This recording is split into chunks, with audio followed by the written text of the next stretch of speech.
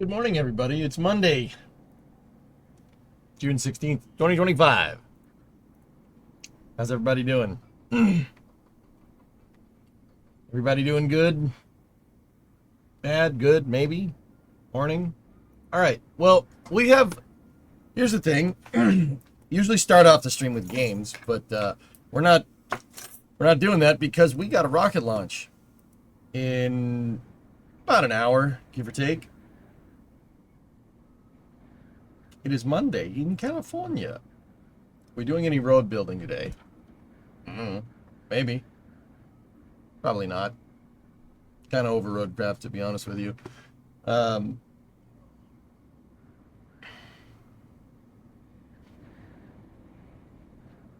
we got the Project Kuiper launch, KAO2, on an Atlas V 551 that is poised on the pad right now at Slick 41, Space Launch Complex 41 at Cape Canaveral Space Force Station. Oh no, I have to stay up and play more RimWorld waiting for the launch. Yeah, right. So, yeah, I didn't really want to play a game, per se, for, like, probably what would amount to, like, 30 minutes.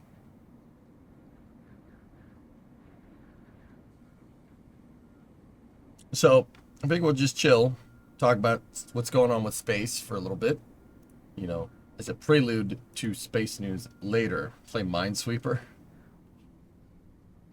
Yeah. Check out the new RimWorld DLC. It's spaceships and stuff.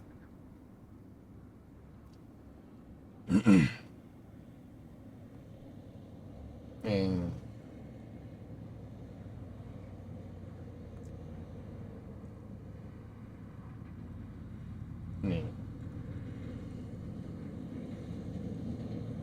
maybe. I don't know. Oh, boy. Congrats on the Ferrari win-ish at Le Mans. I didn't get to watch any racing this weekend, but that's the way she goes. Sputnik, tomorrow is your birthday, and the day after you got your graduation exam. Wish you luck. You'll be fine. You got it. Just make sure you know your stuff.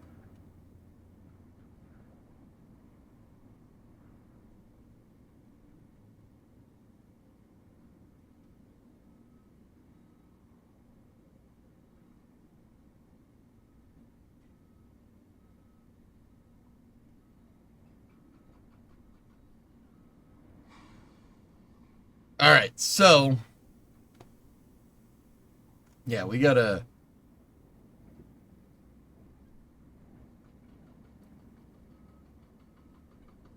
Lewis cut a groundhog in half in Canada. Isn't it weird, Tessa? I don't know if you were here for that because somebody asked. Granted, this was about Le Mans, right? When we were racing on Friday, somebody asked about wildlife going onto the track. And I was like, yeah, it does happen. And then it happened. It's weird. 17 Atlas 5s left. A little bit less than that. Did KAO1 go off without a hitch? Yeah, it seemed to be okay. No, there's not 17 left. There's 15.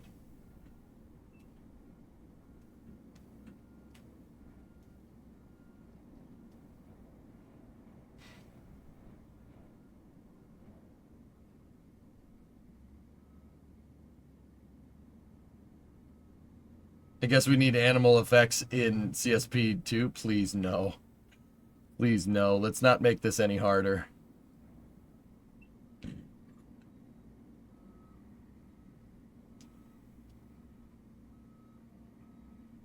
Please no. No, here in BC we had a track called Westwood, and it was a regular thing for a spotter to watch for certain corners for wildlife. Yep. Travel meat for a warm glass of shut the heck up. Check out the name tag. Discovery, You're in my go world at now, throttle Grandma. up. Wildlife on the track in Canada. Try racing at Bathurst. Yeah, pretty sure that's, probably worse. I'm trying to go through and see what other stuff's going on in space. So it looks like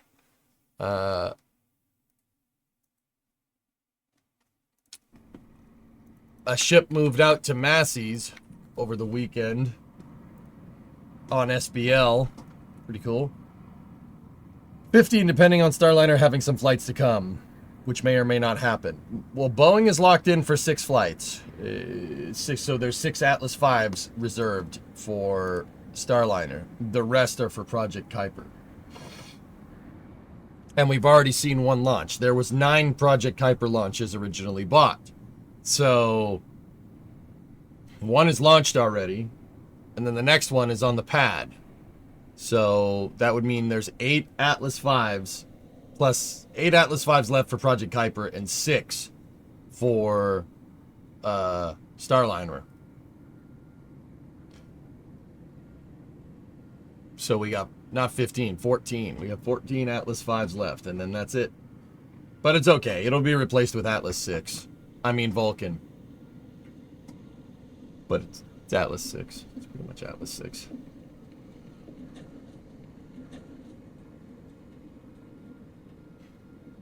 I mean, Vulcan is Atlas 6, and SLS is Delta 5. No, I'm not changing my mind, and no, I refuse to elaborate. Axiom did get moved to the 19th. Yep. The AX4 mission. They're just waiting on leak levels to make sure that the ISS isn't leaking anymore. Anyway, Waz had a 48-month resub. Sorry, I'm kind of waking up. I'm still getting back into the groove of things. I did a lot of moving around yesterday, so I'm like, Easy Tech, all the best, dude. Thank you.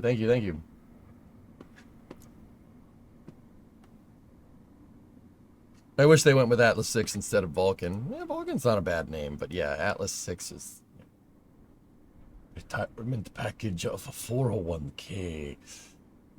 So, chat, bring me up to speed here. That's ship 36, is it not? That should be 36. What does NASA or SpaceX do when there's a rocket launch and there's wildlife on the launch pad? How do they get rid of that? A guy with a shotgun. No, he doesn't shoot at them. He shoots up in the air and they scurry away, Clayton. At least that's how it was during the shuttle era. I am not sure what they're doing nowadays. Shotgun shells are not expensive. So what does Starliner do if the ISS is too leaky and gets deorbited a tad earlier than anticipated? That's the real question, Havix. I don't know. There's so many contingencies there that I'm not going to give you a straight answer. Like, I don't know what to tell you. It really depends. Brandon, in Alexandria Bay, New York, up in the Thousand Islands. You're up in the Thousand Islands camping, and the Goodyear blimp just flew over. All right, neat. Ship 36 was held up by a sign in the road for a bit. Oh, boy. Oh, boy.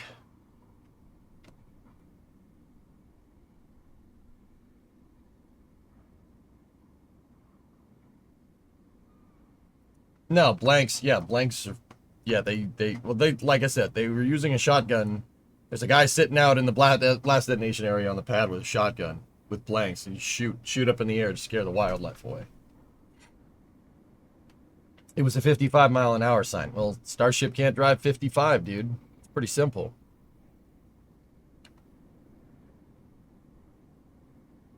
Massey's is closed, so no static fire today. Interesting. Interesting.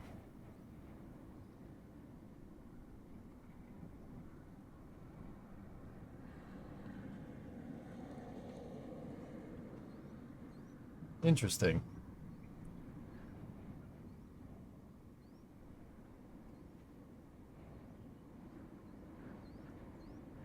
Clearly that means we just need to get rid of speed limit. Yep.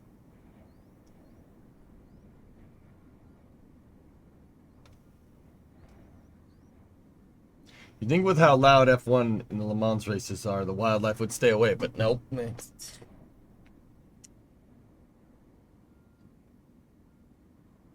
On air bases, you have blank cannons that fire to clear the wildlife. Yeah.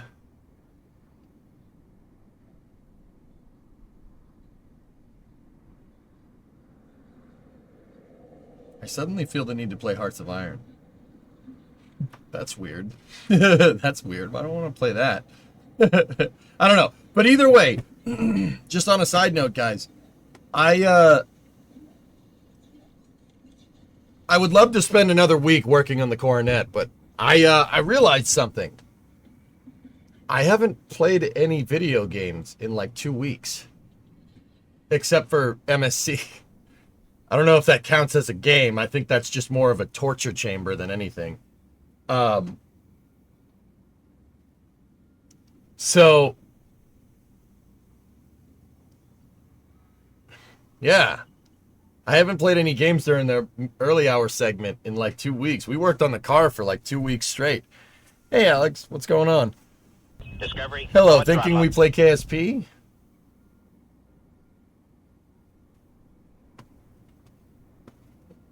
Maybe.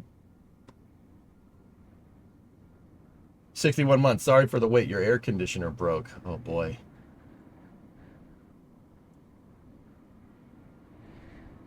Interesting, John.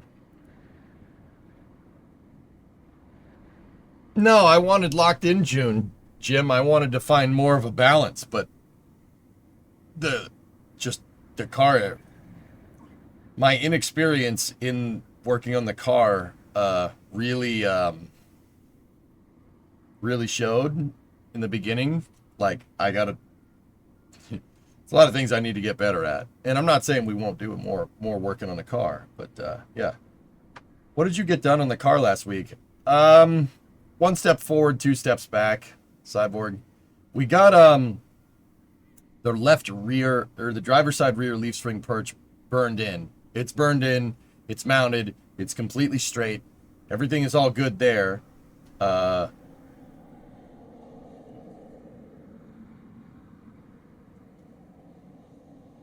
And then we went to look at the right one to finish working on the passenger side rear frame rail, and I found more rust.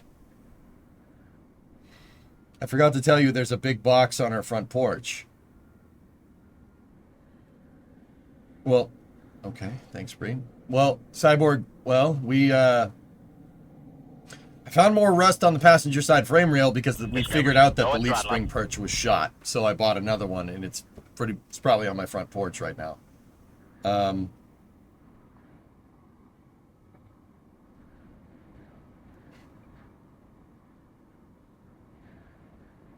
Don't worry. I tried to do something a little bit different. I tried to just check my bank account to make sure that I had enough for the leaf spring perch, and I had enough for the leaf spring perch, and chat that didn't stop chat. They just did their thing. So now we have enough for quarter panels and stuff for the car, which is cool. But that's coming in a little bit. Oh, don't worry, more boxes are on the way. Hey, and actually just got back from Kansas, visited the Air Combat Museum. Pretty neat. Nice, man. Why are they putting gravel down first in the Gigabay area instead of driving piles? It's grading, Trey.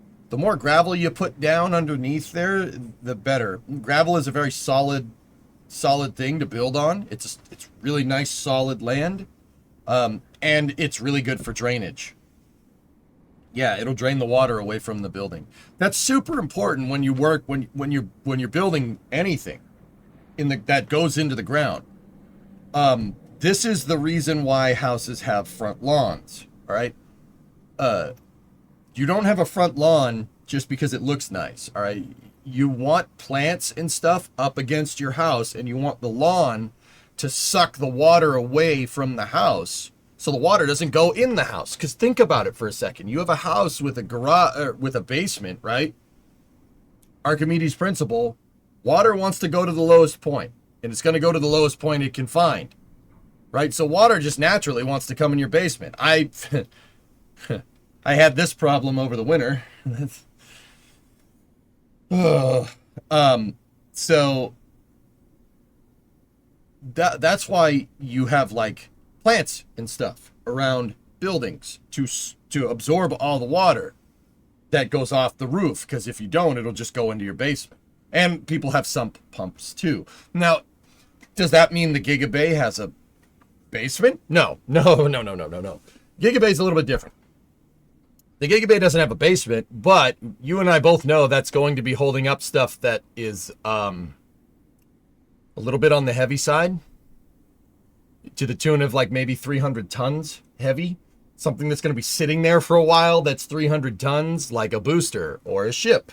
Ships aren't 300 tons, but the booster is. It will at least close. It's somewhere up there. It's definitely north of 200 tons on a super heavy booster. It's pretty heavy. It is in the name, right? It is in the name. Massey's is still closed. Yeah, that's interesting because they got some tank farm stuff going on at Massey's, which is weird. So with the Gigabay, what they're doing is they are building a foundation, but the foundation is going to be deep because it's got to be thicker to hold up something bigger, right? And you got to be careful with the terrain down there. There's the water table is very high. The water table's high. So you don't need to dig very far down to hit water, right? Because they're in an estuary. They're in what's called an estuary. They're in the Rio Grande Valley. So an estuary is where a river really likes to expand when it goes into a body of water. You could see it on the map if you want. Because they're in an estuary, the water table's really high. You basically have to figure out a way to get that water to drain. So the gravel is there to provide you good solid footing, right?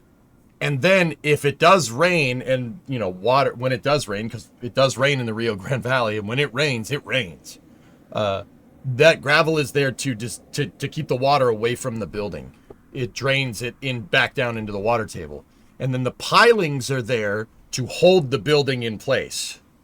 The pilings are there because it's a tall building. Anytime you make a building that's tall, you have to do something with the pilings to take into account that you built something that's gigantic, right? Oftentimes that means drilling down a good ways. Sometimes, depending on the terrain, you have to drill down as far as you build up to make sure that the thing doesn't move around, because it is going to move a little bit, but you want it to flex, right? But you don't want the foundation to move. Massey's is closed. Normal for static fire to evac and close the place. Yeah, there you go. Hey, Kyron. 40-month resub. Canadian houses are built different with they're designed like ships in some areas because the water table's so high. Yeah. I mean they will be static firing today. Yeah. I got you. Go at throttle up.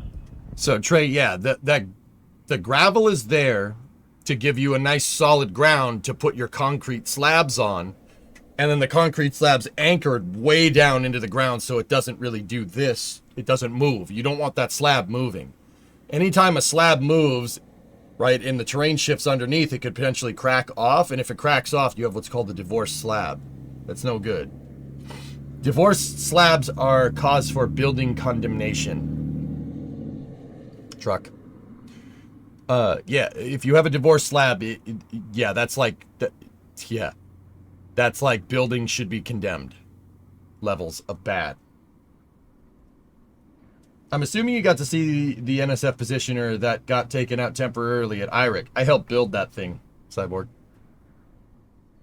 Did you see the plates that mounted the cameras with all the drilled holes? I drilled and tapped all those holes by hand.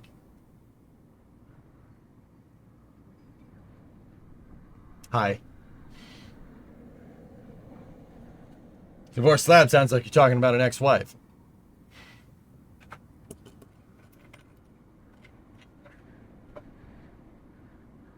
Nope. Discovery, go at throttle. Nope.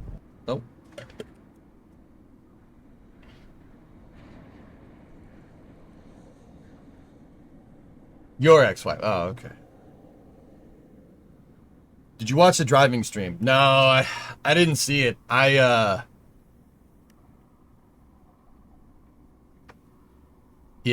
I didn't see it. I was doing Father's Day stuff over the weekend.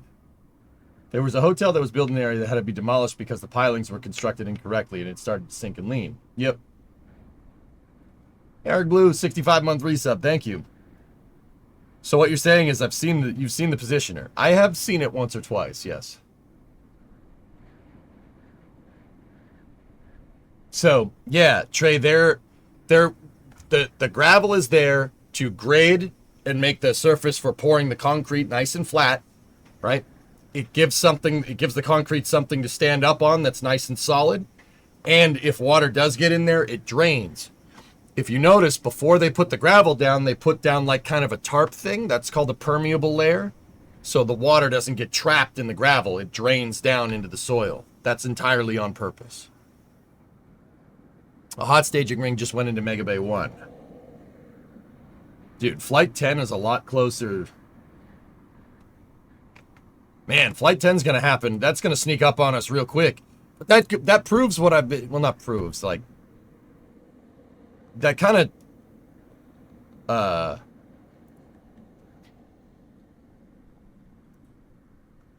It kind of like says what I've been talking about, that SpaceX is not about to take their foot off the gas. No, they're going to push. They're going to push through. Sorry, just pulling up my desk a little bit. Probably should have done this before the stream, but that's okay.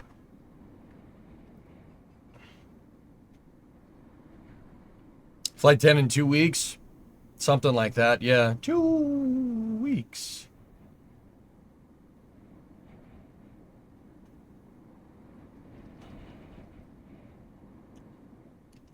The Surfside condo had water intrusion and slab issues. Yeah, it did. That's right. And that building should have been condemned. But,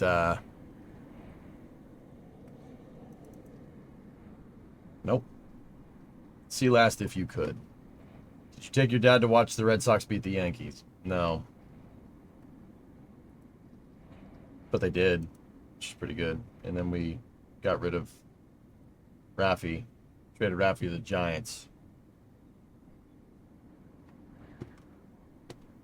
That is a move, Hibbit. It is a move of all time.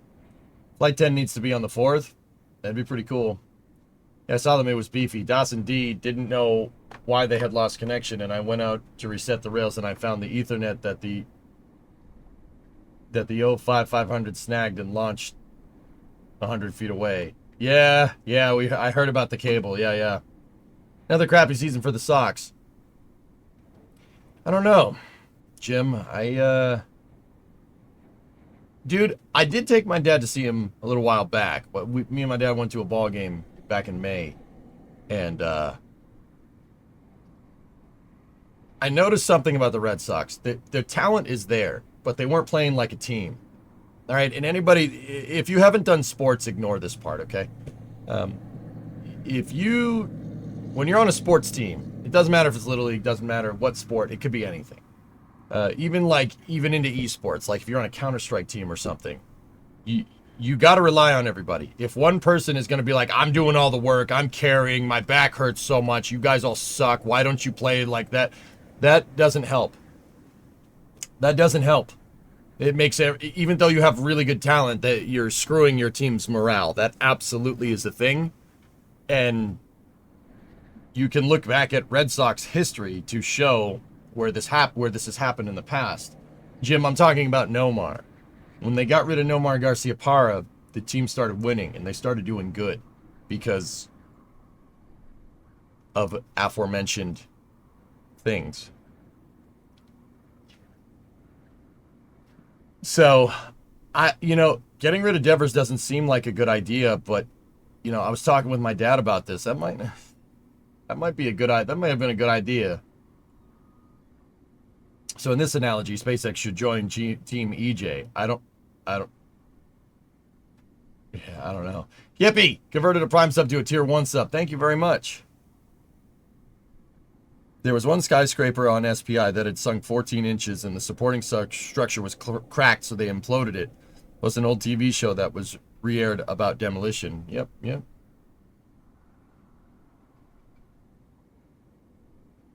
Discovery. I love Fenway Iron. That's hallowed ground for me. It's one of my favorite places to be if you can afford it. Element, 86 months. 1986 Top Gun soared through theaters and Kenny Loggett's Danger Zone ruled the airwaves. Except for that terrible song On My Own by Patti LaBelle and Mike. How you doing? I'm good, Kippy. Everything is good. Did you see the new Garden Crash? Yes, I did. I didn't really get to watch much racing. I was hanging around with my dad.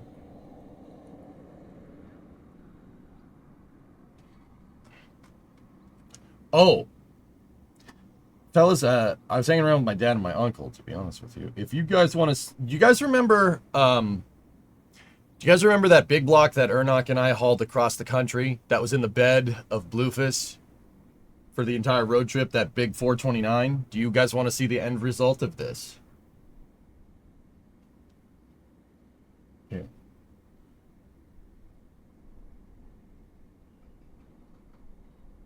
That is that motor, after it's been cleaned up, inside of a 67 Mustang Fastback. See if I can find a picture. Yeah, I can't show that picture. But yeah, it ended up in a 67 Mustang. Very nice. That must fly. A 429 and a 67 Mustang. Yeah, it goes. Yeah, I can confirm. It goes fast. You fit a what in a what? A 429, guys, is like a 7.2 liter engine in a car that's like not... The Mustangs are...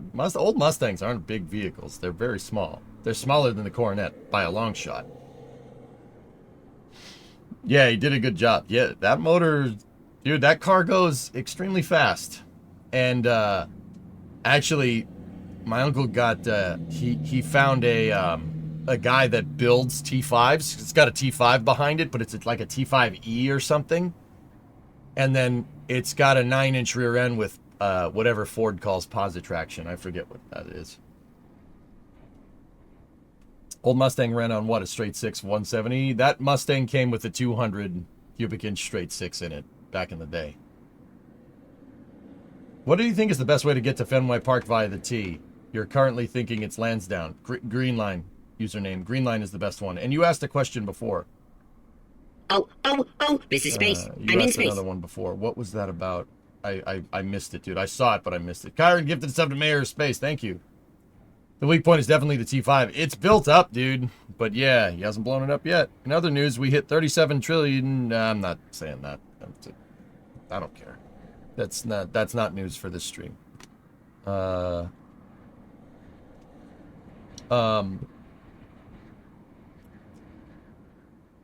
you gotta bring that up, dude? What do you... Yeah, Greenline is probably the best way. Did you see the price tag on the new Mustang GTD? It's insane. It's insane. It's like 140 grand or something.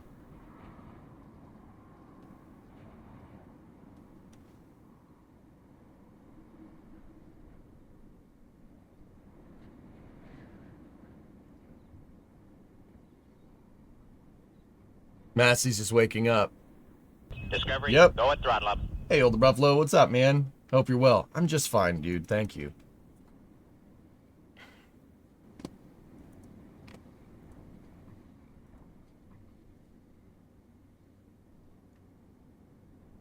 Yeah, everything's just fine. What do you think the other undeveloped launch site on the East Coast was for Starship in the Slick 37 EIS?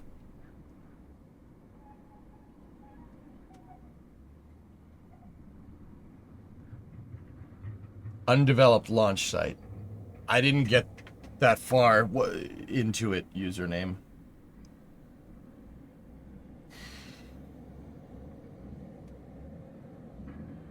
When NSF shuttle Grand Tour using the Dodge. We'll do stuff with it, man. Don't worry. What that is, I don't know. Let's finish the car first.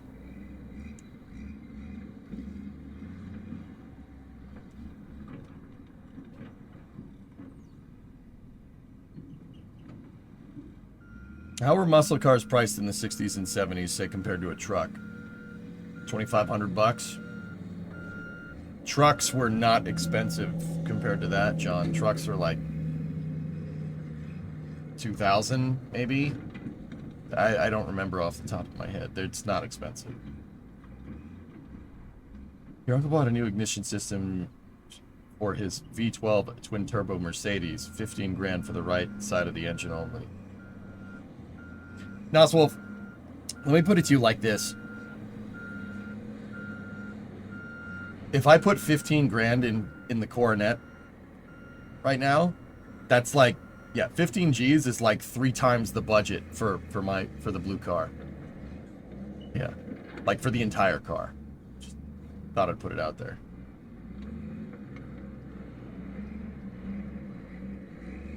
I mean, Ford still makes basic trucks, guys. It's called a Ford work truck.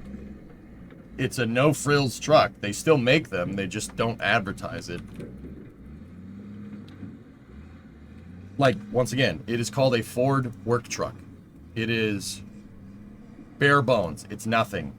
The 97 is a work truck. It is called a work truck. That is what it's called. They look like this. They look like that. That is a Ford work truck. It's got nothing on it, no bells and whistles, just plastic everything. There's no crazy stuff. That's a work truck. They're all over the place. That is like a modern day equivalent of my 97. They do still make them. I get what the sentiment though. People are, just, yeah, simple.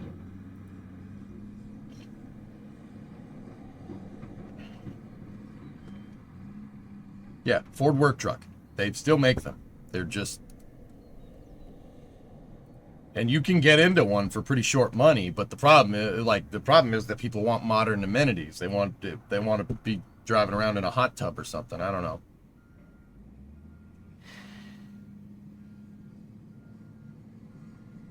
Yeah, see, that's a Ford work truck. It's no frills. Nothing. Like, it's just got blanks where all the extra stuff should be. That's an F-150 work truck. It's very simple. It's nothing. They still make them. I mean, like I said, they just don't advertise them too much.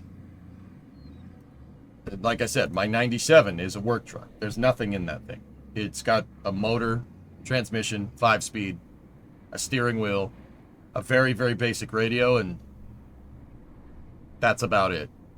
Crank windows, manual locks, keys on both sides. You gotta like physically lock it. No centralized locking, no nothing.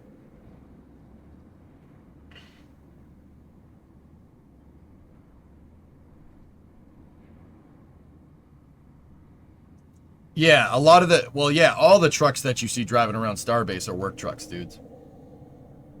How long till the launch? About a half hour. Yeah, it's a little more than a half hour. It's about 40 minutes. But Massey's is doing something here as well. You appear slightly out of focus. This camera's doing that a lot lately. I'm not sure why. Plane pics you got on Saturday. Let's see what we got.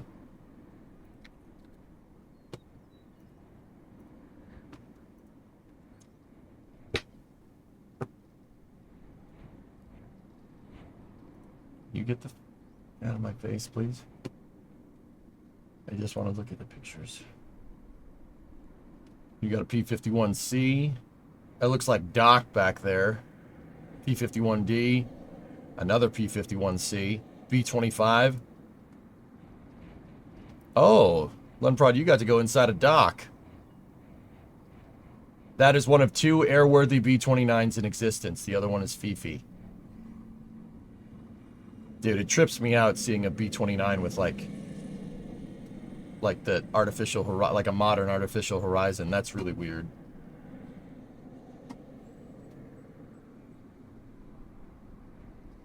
That sucks, Alex.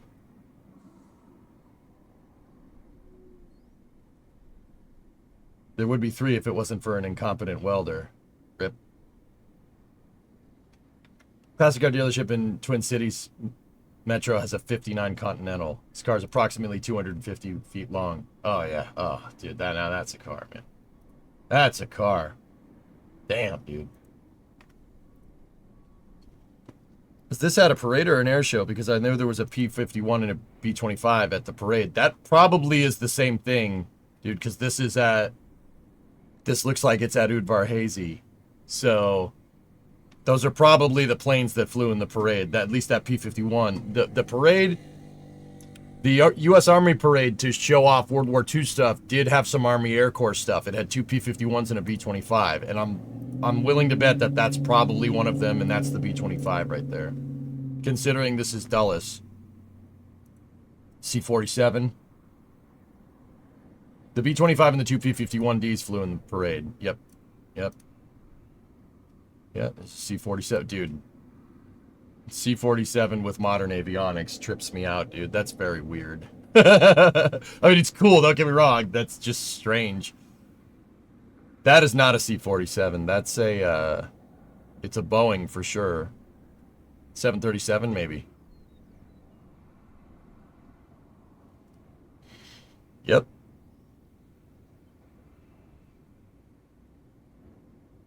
Cool.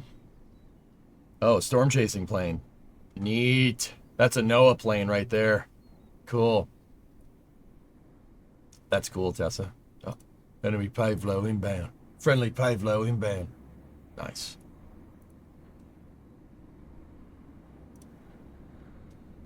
Luftwaffe? So airborne waffles or something? No, that's Air Force. It's an A400, right? Yeah, German A400. Yeah. What is your favorite warbird from World War II? You're a Spitfire guy? P-38, Dan. Because turbo supercharge. The de Havilland Mosquitoes in a close second. Cool. Oh, this is the Resto hangar. Uvarhazy Resto hangar with a UH-1. Nice. Hey! Alright, NASA 803. Cool. Of the lifting body research aircraft. That plane just led to well, that was one of 3 lifting body research planes that led to the space shuttle's development. F4U wasn't a bad plane. Oh yeah, no, it's great. We're not. Dan didn't ask about planes' performances, dudes. He asked about what my favorites are. I like the P-38 because turbo supercharging. Honorable mention up there for me is probably like an F6F, F6F, P-47. I love P-47s. Those are awesome. Yeah. I mean, Spitfire, P-51D, obviously, because Merlin engine. Nice. Hey, Kuro, 78-month resub. Make a trip to the National Museum of the Air Force in Ohio one day. Yeah. What's that B-17 doing there? There's a Heinkel over there. There's an Arado 234.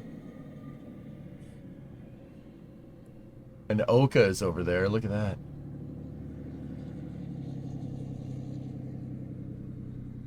That's flak bait, if I recall correctly. Cool.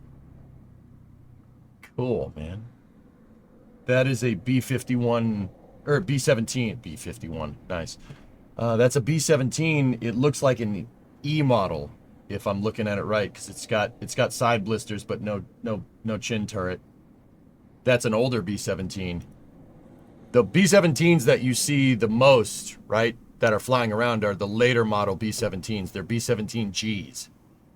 For the people that really want to know, right, B-17Gs, a telltale is that a B-17G has a chin turret.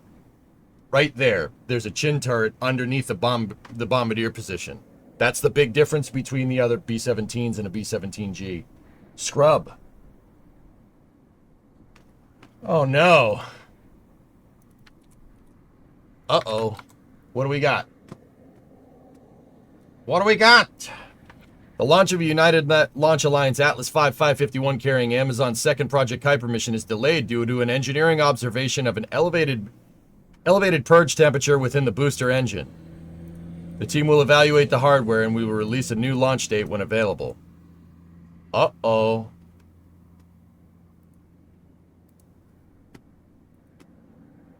So, purge temperatures are used to... Okay, purging temperature... Elevated purge temperature within the booster engine. So, when they go to get rocket engines ready to fire, you usually purge out everything with like nitrogen or helium or something, right? You want to get all... You basically want to vent down all of the atmosphere inside, especially... because atmosphere has oxygen in it. That is air you're breathing now.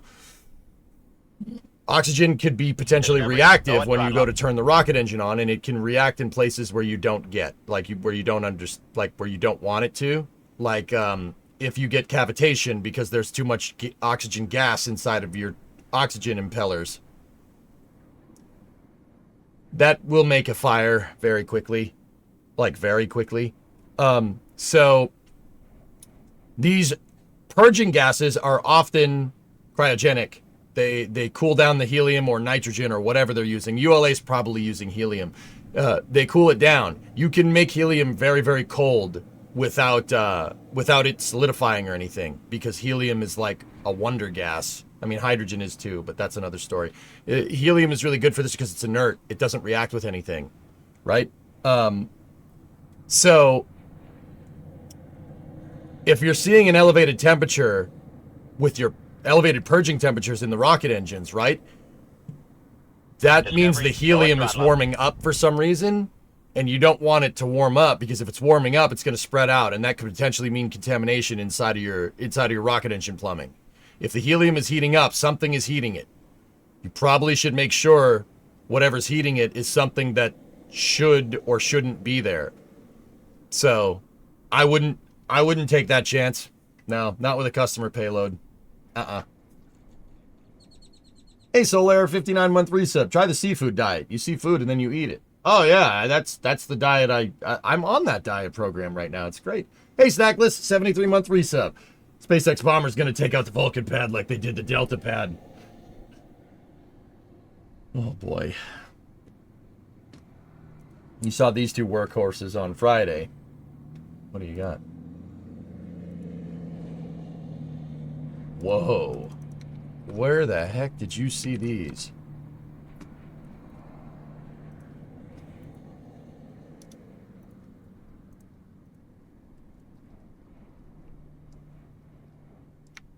Freaking antique, dude. What the hell? How is that plane still flying?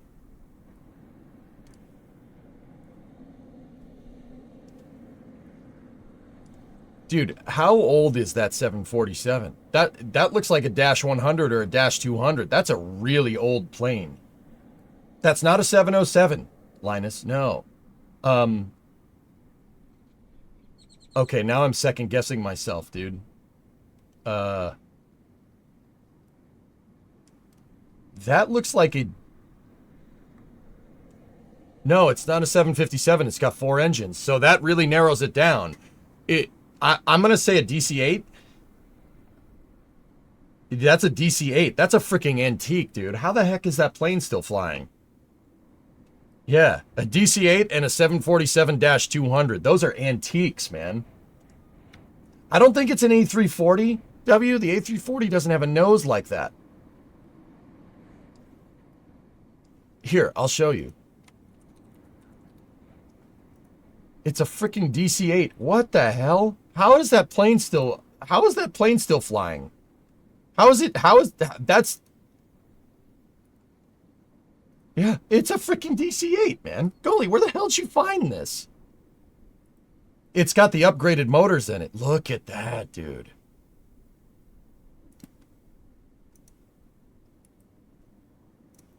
Wow. Dude, that is a freaking antique. Yeah, it's an extended. It's an extended one with is it CFM 56s? It might be. They look like CFM 56. Yep. Holy balls. Where'd you find this, dude? I wonder if that's the ex-NASA DC-8. NASA operated one of these for a little while.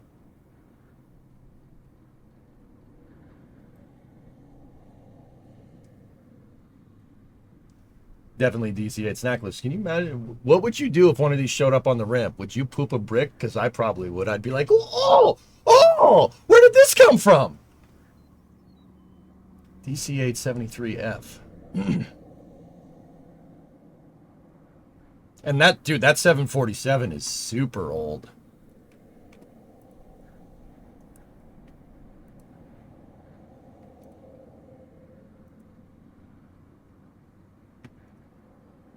Joe, you just... Where did you take this picture, Joe? I gotta get your name on there. Where did you take this?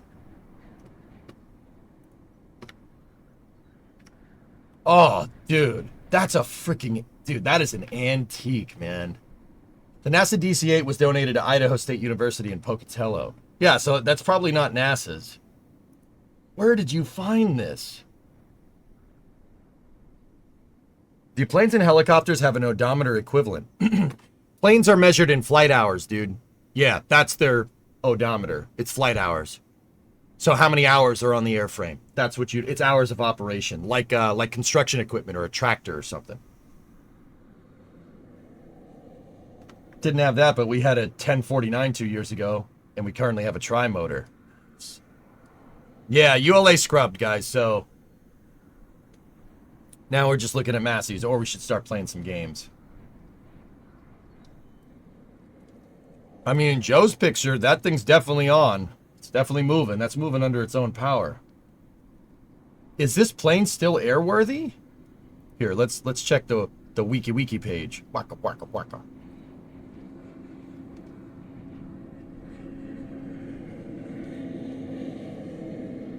So, for the people that don't understand, that is a first-generation jetliner. That's a first-gen, right there.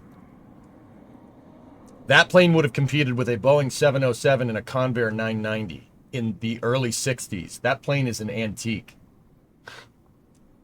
Wiki says there are 3 still active in cargo service.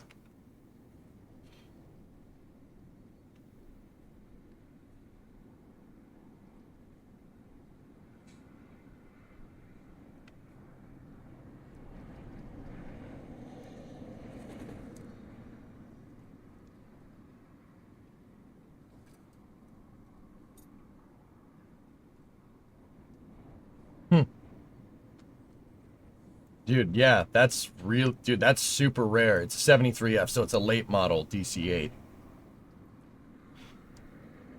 In limited cargo service. Huh.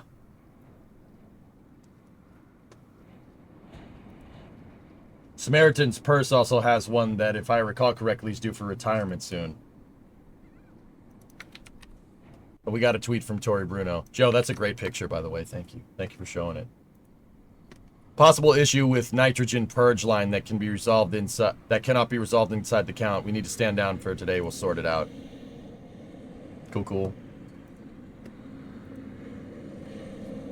Did Pan Am ever use the DC-8? Go at throttle up. I think Pan Am used 707s. I think that was their thing. She flies. Stand down. They didn't purge the engines. There was a heightened temperature in the engine purging line, which, yeah, they put non-reactive gas inside of the engines, basically before they get ready to prime them, so get ready to launch. You don't want to trickle propellants in there and have reactive gases inside of your engine plumbing, guys. That it probably will be fine. It probably could be fine, but you don't. Probably could be fine doesn't work too well when there's a payload, a customer's payload on top.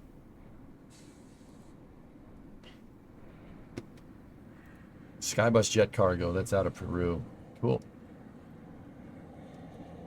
And the other thing is that, guys, that Kalita Air 747 is old.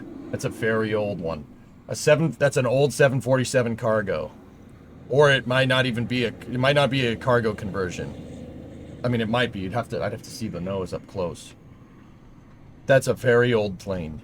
It's either a Dash 100 or a Dash 200. That plane is like probably 45, 50 years old at this point. Can you believe that? Those are antiques. I never thought dude. Calling a 747 an antique is really screwing with my head. That's really screwing with my head. Dudes, that's really messing me up. That's really screwing me up, like, badly. Like, I don't like that at all. Wiki says Pan Am had 20 DC-8s. Cool. Yeah, older Buffalo, that makes sense.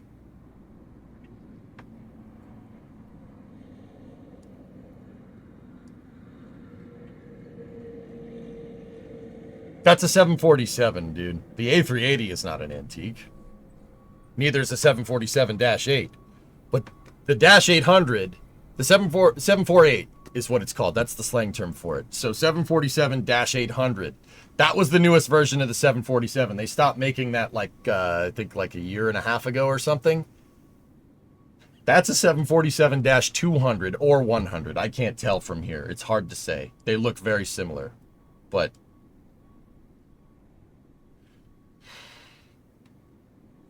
over 100 707s. Yeah, Older Buffalo. I distinctly remember Pan Am really buying a lot more 707s. Not that I was there for that. I remember reading about that. Let me put it that way. Why did they stop making 747s and 757s?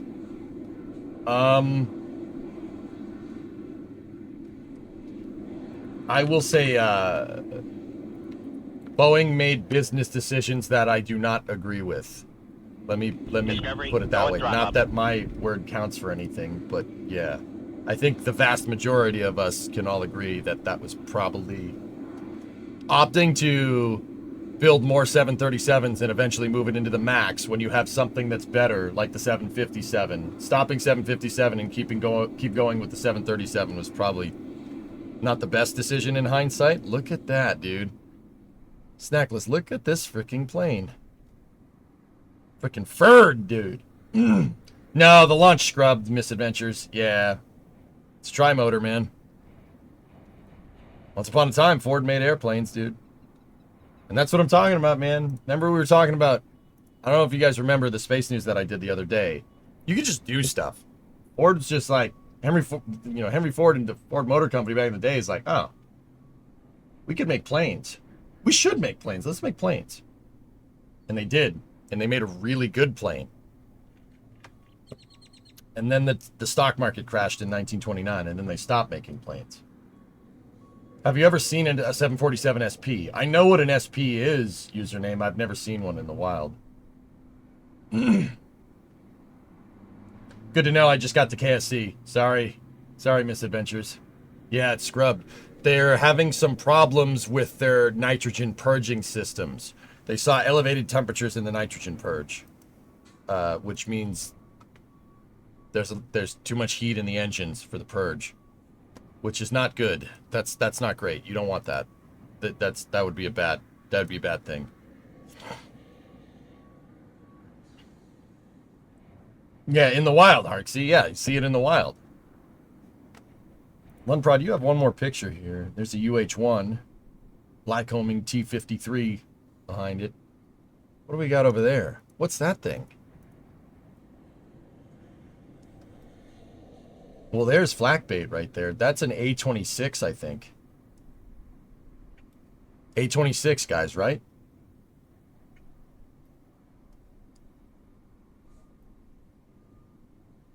It hurts calling a 747 old. I didn't like that, Dan. It didn't sound good coming out of my mouth. I was like, what else they got down there? Oh, an F-86. They got an F-86 down there. And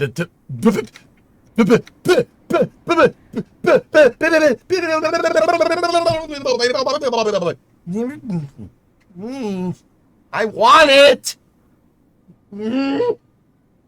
Give it to me!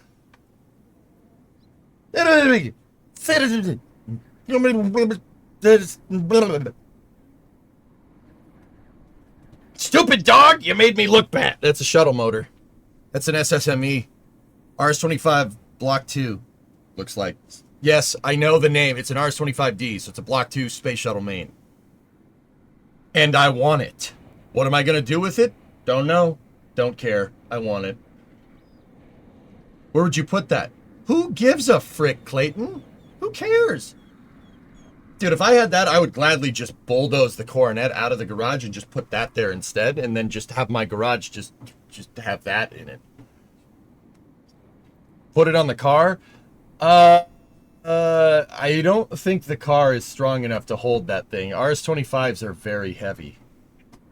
But yeah, Space Shuttle main. And its engine. And its engine stand. That's really cool, man. Use it to fill up a bouncy house. You know what, Katuru? I like that idea. We should do that. Yeah, like the Blues Brothers speaker. That's a good idea. It's a really good idea. I like that. There's a Dream Chaser mock-up right there, too. Oh, man. Dude, this is the resto hangar at the Smithsonian. This is super cool. Oh, it's so great. There's so much cool stuff in that damn museum, Limprod. I gotta go back. I haven't been in a long time. Oh. So, not that I'm glorifying this or anything, but the Smithsonian Museum of the Udvar Hazy Center, it's at Dulles Airport. It has planes that are one of one. Like this Heinkel right here. I think that's a Heinkel 211, I think. 211, not 111. That's a very rare plane. Next to it is the only Arado 234 in existence. There's no other one. Every other one was destroyed after the war. These are Luftwaffe planes that are one of one. Quite actually irreplaceable.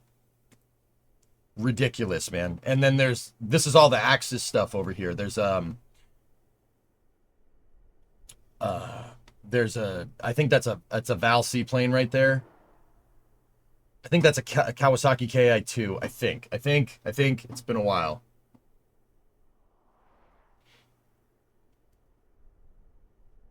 Oh, nice, Fall. To be honest, I'm very curious as to what the technical investigation finds in the Air India crash. Yep. Yeah, I don't know.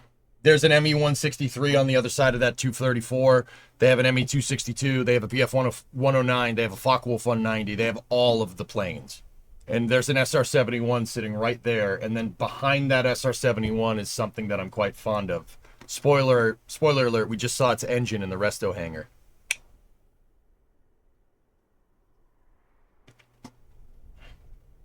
Bring Tim Dodd and Scott Manley and Chris B for a shuttle engine breakdown. Yeah. Buran, get out. Sent you some DC-8 startup videos if you want the feels. Yeah. Maybe, dude. There's that B-17's engines right there. There's the ball turret. There's its landing gear.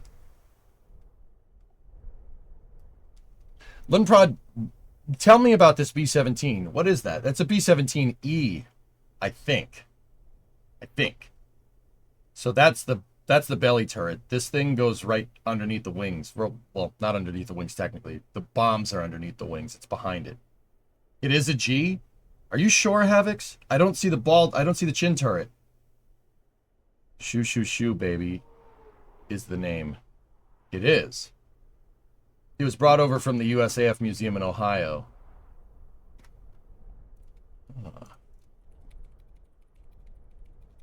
Let me take a look. Now, guys, to be honest with you, it is a G. Yep, it is. Absolutely. If that's the same plane, yeah. See the chin turret? That's a telltale from every other version of the B-17. And then there's the belly turret right there. Bombay is right there. Yeah, shoo shoo shoo baby. All right, cool.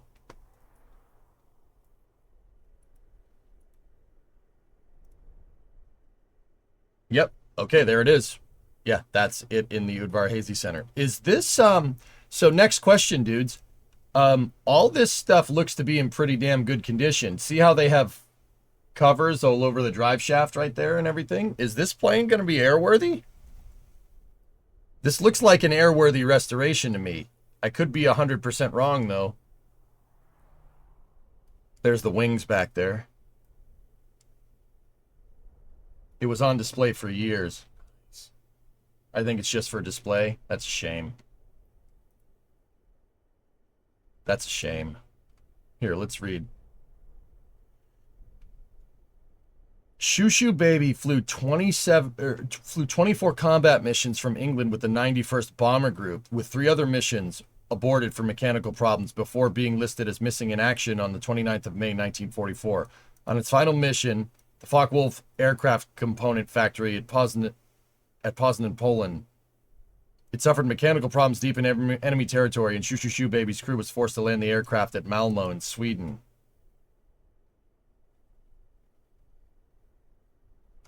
Oh.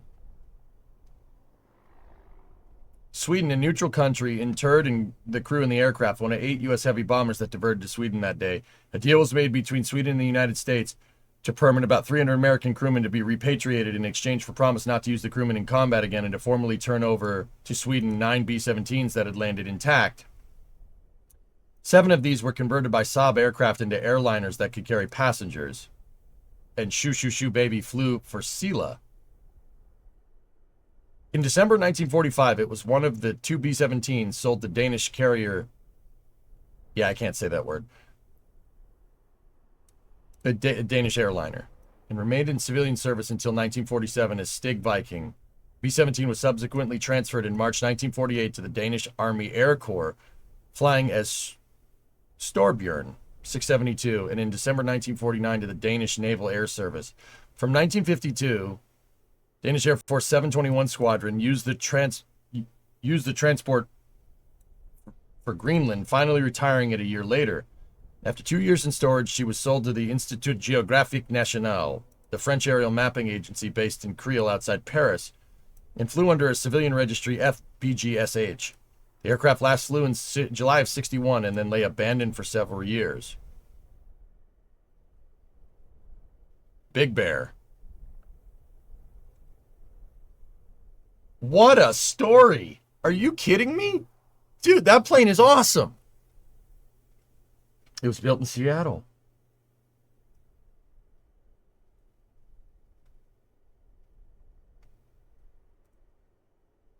Whoa. A passenger B-17.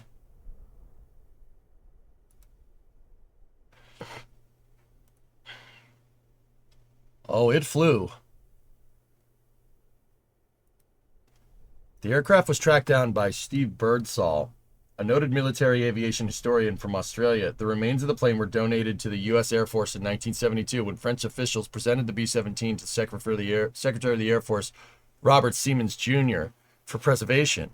The journey from France required the assistance of the United States Air Forces in Europe to disassemble and crate the plane for truck shipment to Rhine-Main Air Base in Germany and then eventually airlift to the United States by C-5.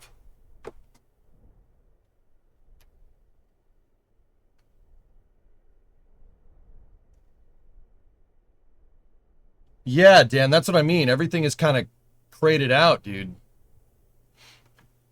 A lengthy restoration was undertaken between 1978 and 88 at Dover Air Force Base in Delaware by the 512th Antique Restoration Group in an effort that tallied some 60,000 man-hours. The aircraft required significant work, such as a new set of engines and reversing the modifications that had been made to fit for aerial mapping work.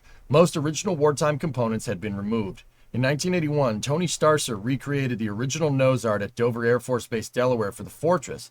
The aircraft was flown to Dayton on 13th of October 1988 and restored as Shoo Shoo Shoo Baby. The B-17 was put on display in place of a long-time exhibit. The former drone controller DB-17P 4483624, a converted G that did not see combat, which was subsequently sent to the Air Mobility Command Museum at Dover Air Force Base, sans its top turret, which he gave up for the restoration of Shoo Shoo Shoo Baby. The reborn veteran is finished in all OD, olive drab, in gray instead of bare metal, as it was in combat operations due to the amount of skim work required to restore its wartime appearance. The aircraft was removed from display in March 2018 in preparation for the May 2018 debut of the Memphis Belle exhibit at the World War II Gallery in the National Museum of the United States Air Force. Whoa. Shoo Shoo Baby was replaced in the World War II Gallery by the restored B-17F Memphis Belle in 2018. It was placed in storage at the National Museum of the U.S. Air Force's restoration facility.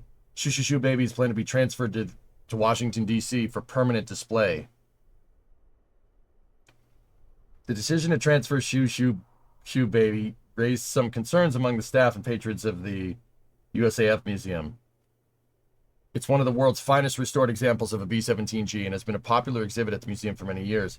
It was ultimately pointed out that with the display of Memphis Belle and eventually display of the Swoos, the U.S. Air Force Museum will possess the world's 2 most historically accurate B-17s, and another B-17G model can be easily obtained when funds and space become available. When restoration is completed, on the swoosh, it will eventually join Memphis Belle. As of 2024, Shoo Shoo Shoo Baby is at the Udvar Hazy Center, awaiting reassembly in a dedicated display, being put next to the museum's fighter jets in the interim. The fuselage was situated next to the F-18C Hornet and EA-6B Prowler, while its wings sat next to an F-14 Tomcat. Well, they seem to have moved them all behind the Luftwaffe stuff. Yeah.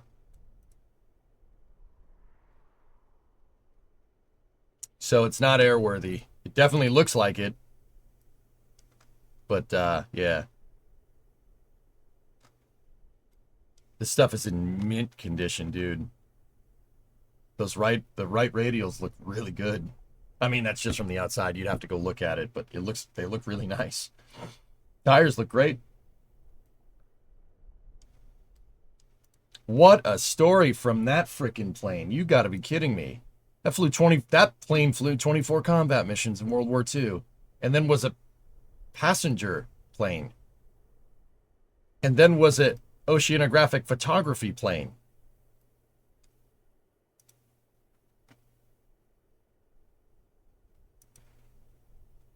That's crazy, dude.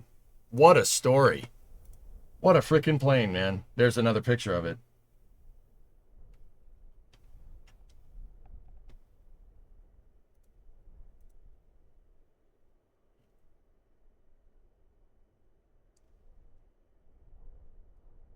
Unbelievable, dude.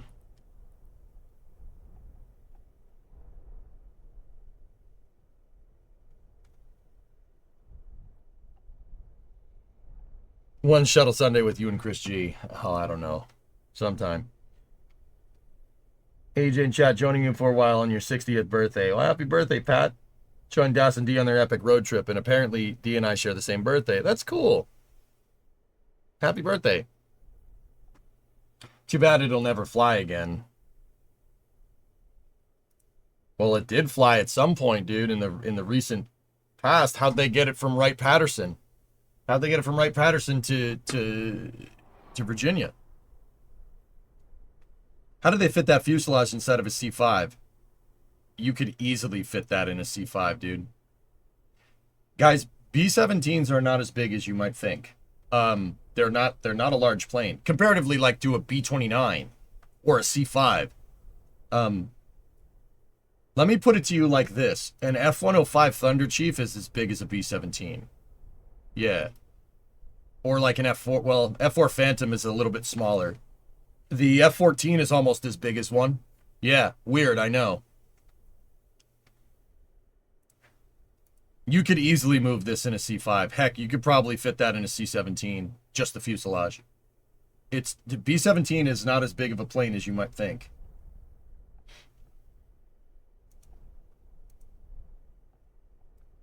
They chopped the main wing spars off.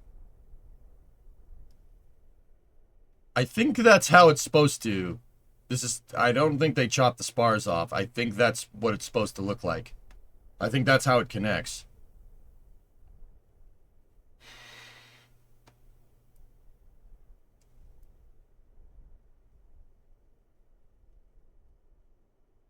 I mean, dude, this plane doesn't look in bad condition. That's what's getting me, dude. It looks pretty good.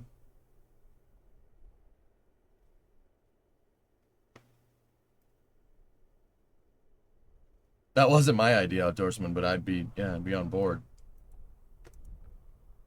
Interesting.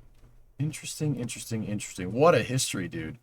I mean, like, it's almost to the point where, like, I'm kind of torn because, like, that plane has so much history. You know, part of me is like, it belongs in a museum. But the other part of me is like, I want to see a B-17 fly. I want to see more B-17s fly. We should just make new ones. Just because, you know? Just make new ones. Yeah, 24 missions. Unbelievable, dude. What a plane. What a history. Crazy. So that plane, like I said, that plane must have flown sometime in the recent past. Either that or they disassembled and moved it by trucks, but I mean, you could.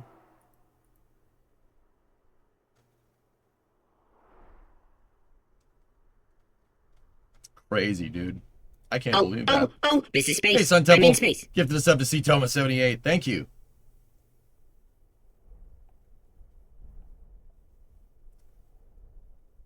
Anyone in Western PA, air show next weekend might be going to it. Westmoreland County Air Show. There you go.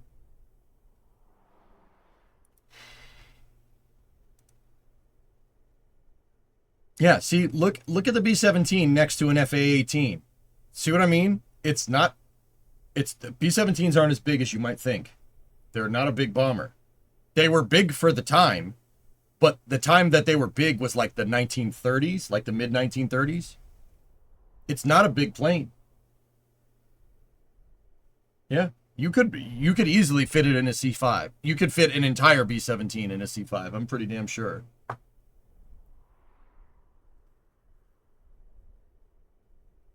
B-17s are cool planes, dude. I mean, guys, that right there for the mid-1930s, like for 1935 and 36, like that plane was like how we look at like a hypersonic missile today. That was a big deal. A 4-engine bomber in the mid-30s with the range that plane had. Discovery, go at throttle up. Like that was a big deal. That was a big deal for the 30s. In fact, the U.S., a little bit of a history lesson here. When the U.S. first rolled out the B-17, right? They actually, it was a really weird version. The YB-17 was a very strange-looking airplane. Here, take a look. Look at the tail. They had blister turrets on it instead of the ball turrets. See that? And then they had this weird-looking tail that was like kind of a wedge up. It looks very strange. Didn't fly very well. See? A lot of side slip with a horizontal stabilizer that small. Very hard to land. So that's why they ended up giving it a much bigger plane, a much bigger wing. But yeah, see, there's the original blister turrets. Look at that thing. But what the U.S. did with B-17s is they flew them around the world. They flew them around the world to show off, like, look what we got. They flew 3 YB-17s all over the place. I'm trying to see if I can find the link to it, but yeah. Straight tail like an OGC-172. The blister turrets look cool. Yeah, they didn't really work too well. It was better to just cut a window. Just cut a hole in the side of the plane. The blister turret was hard to manufacture. That's why they stopped. That's a lot of work. Just cut a hole in the side of the plane and put a turret on a mount. Much easier.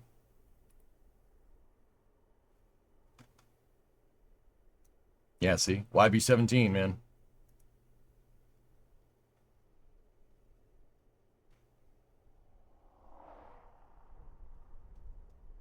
Like I said, they are not big planes.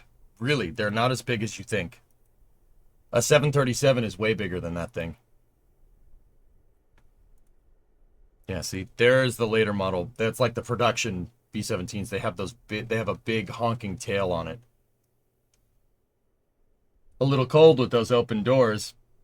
There's a reason why bomber jackets back in the day, like World War II pilots, had like a jacket with sheepskin because yeah, it's unpressurized. It gets pretty damn cold. Discovery. Yeah, go at throttle up. that one had a little bit of an accident. No, that one got bombed by the Japanese. That's Hickam Field. Pearl Harbor.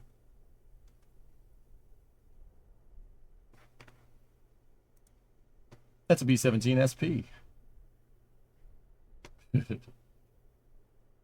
Oh yeah, check that out. That's weird, right? Well, the front fell off. Well, the back fell off. Oh, yeah. There was a Kempfishvada 200, and I'm not saying it right. I know I'm not saying that word right. There was the Germans captured enemy equipment, and there was a special division of the Luftwaffe that tested them. Kempfishvada. I'm not saying it right. Sorry. These guys. And we had units like that too. We still have units like that, for what it's worth.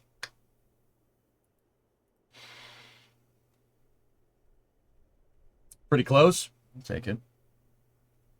It was good? All right. I'll take that. That's fine. I'll take close enough. That's good. If you understood what I was saying, I'm good with that. Dude. I can't believe that plane. I can't believe that, dude. What a history from that thing. 24 combat missions, man. Wait a minute. Just on a quick side note. Isn't the Memphis Belle, I don't think, is that the actual one or is that the one from the movie? I don't think it's the one from the movie. That might be the actual plane. It's the real one? Good, good, good, good. Because I know the one from the movie wasn't the real one. Dude. So, for the people that don't know about Memphis Belle, that is a B-17 that flew its... So, okay, bomber pilots during World War II, if you were a bomber pilot during World War II, you flew 25 missions and then you were done. That's it. Then you get rotated out. Somebody replaces you. The Memphis Belle was one of the first planes, if I'm remembering correctly, it was the first plane that flew 25 successful missions. And then the U.S. Air Force, basically, the Army Air Corps took the plane and they brought it home and they brought its crew home. They were the third. Okay, cool. I have distant family living in the U.S. Long story to tell, but the second generation son flew the B-17 and he bombed Peenemünde at the end of the war. That's cool, Christoph. Peenemünde, well, yeah. Cool. Then they flew it around for recruitment. Yeah, they said, look, these guys flew 25 missions. You can too. Hell's Angels was the first one. Yeah, yeah. Yeah, Memphis, dude, Memphis Belle's ridiculous. That's cool that plane's still around, man. That makes me so happy.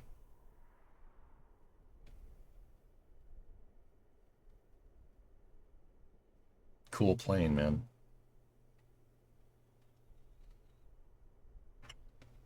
Other 25 mission aircraft. Yeah, see, this is what I wondered. A B-17E 41-2489 named Susie Q of the 19th Bombardment Group was the first U.S. Army Air Force's heavy bomber in any theater to complete 25 missions. Flown in the Pacific from February to October 42 and returned to the U.S. A consolidated B-24, serial number 41-23728, nicknamed Hot Stuff from the 93rd Bombardment Group, was the first B-24 in the European theater to complete 25 missions and reached 31 missions before it was sent back to the U.S. It crashed in Iceland on 3rd of May 1943, killing the commander of all United States forces in the European theater of operations at the time, Lieutenant General Frank Maxwell Andrews. Interesting.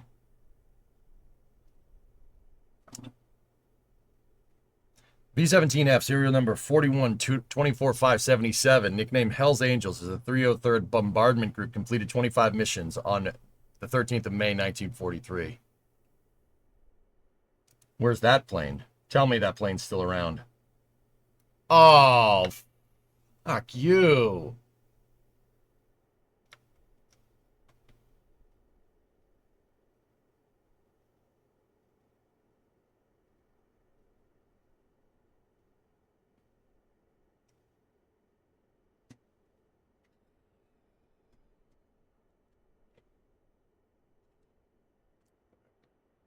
Whatever.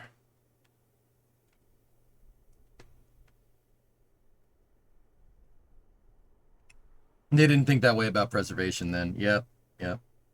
I'm wondering if it crashed or something. Hold on, I don't know too much about this plane.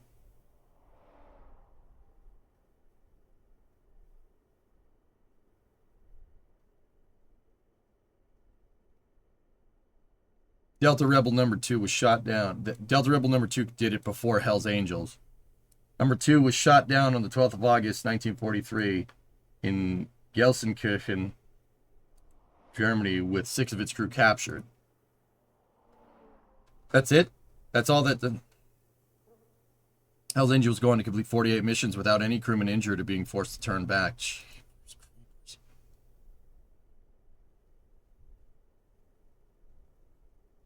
That's cool, Kuro. Yeah. That's a plane of all time, dude.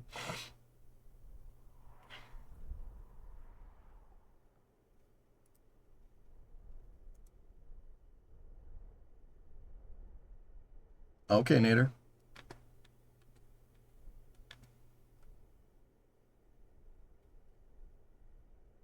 Swords to plowshares, we did the same thing with Enterprise. Yeah, I know. I know. It's all right. It's fine. I mean, that was a long time ago before any of us were here, so I ain't too worried. No, now I'm curious. We're kind of going down a B-17 rabbit hole here, but how many of these things did they made? 12,731 B-17s. How many of those are still around? Just out of curiosity.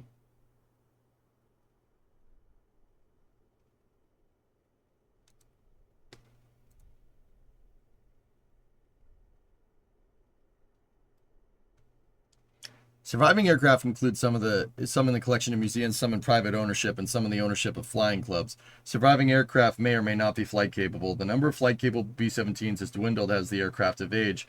There may also be undiscovered wrecks, such as those lost at sea, partially complete aircraft, or wrecks that have been found listed below.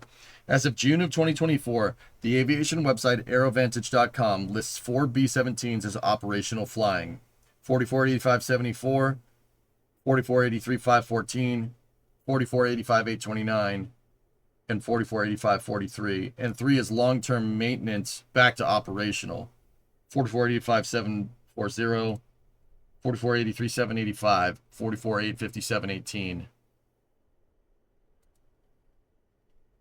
About 45 of them incomplete. That's pretty good, man, considering, you know, how old the damn thing is.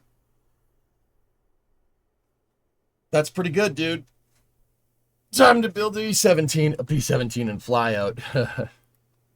Yeah, 909 crashed the other day. And by the other day, I mean 2019.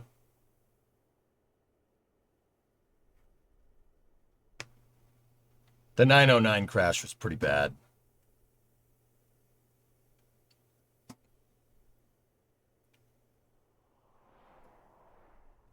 Dude, there's still a good amount of them around. I mean, 12,000 of them. Jeez. Man, we can find parts for the Coronet, no problem. Can you imagine what it's like getting into vintage aircraft restoration and finding all the original parts? That must be nigh impossible. Like, that, dude, just... And considering there were comparable numbers of lengths, there's only 2 flying. Yeah, yeah. The Vought F4U-1 Birdcage Corsair, it was lifted from Lake Michigan by NT Recovery.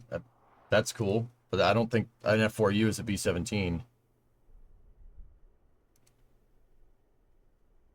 Whoa.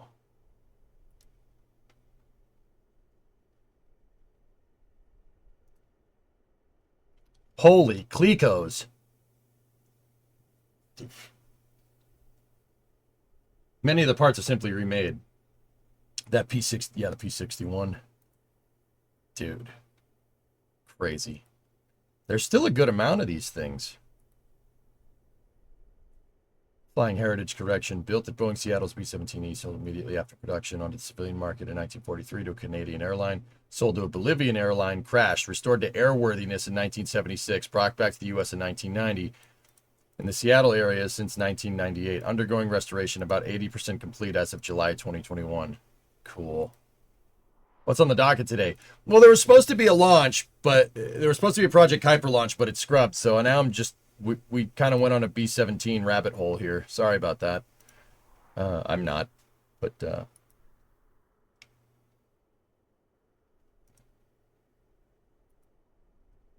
that's Museum of Flight. I've seen that plane. There's Shoo Shoo Shoo. It's under recover now, the one in Hawaii. That's good. Castle Air Museum. See, I would get annoyed that that thing is outside, but it's outside in California. Yeah, that's fine. That don't matter. It'll be fine. You could leave it there forever. It'll be fine. It still shocks me that airplanes are put together with rivets. Just a lightweight thing, geek. Riverside March Airfield Museum. Dude, we drove by that plane. Ernok and I drove by that plane. I remember we went by the March Museum. We drove by that thing. Sweet. I've seen that one too. All right.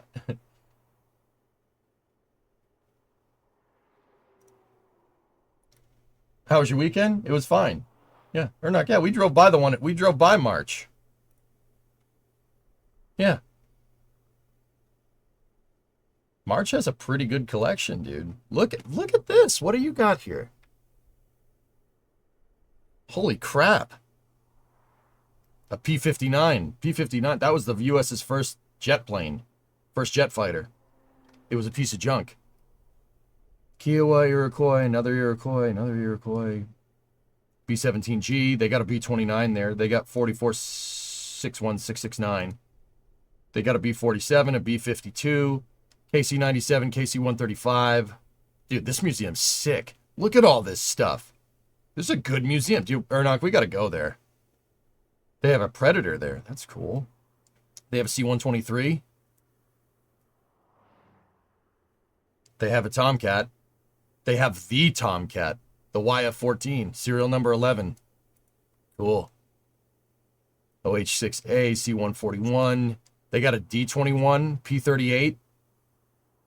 Dude, there's an SR-71. They have 7975 there. Damn. Time is the launch. Connor, the launch scrubbed, but I'm keeping an eye on Massey's because Ship 36 is out at Massey's. 15, 17, 19, 21, 23. Dude, this museum is killer. Oh, we gotta go to this. There's too much good stuff here. Holy balls.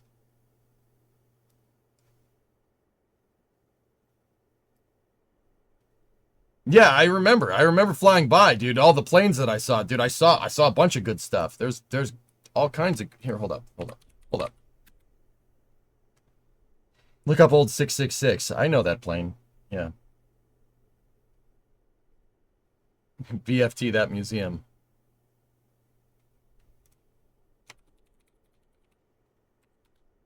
March is not an Air Force base anymore. It's Air Reserve. Yeah, the highway. See the highway right here? We drove right past this sucker.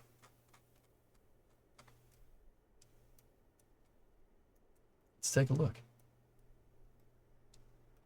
Oh, dude, look at this. They got all kinds of good stuff here. There's all the MiGs. Is that a 377? It is. Huh.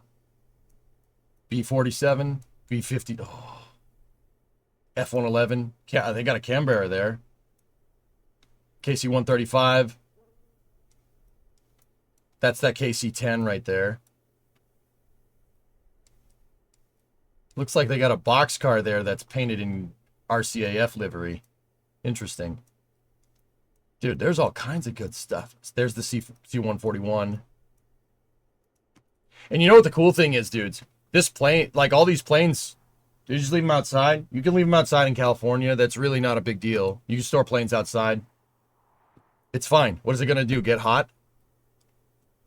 There's like 0% humidity out here. Stuff doesn't rust or corrode out there. You can just leave it. It's fine. It's not going anywhere.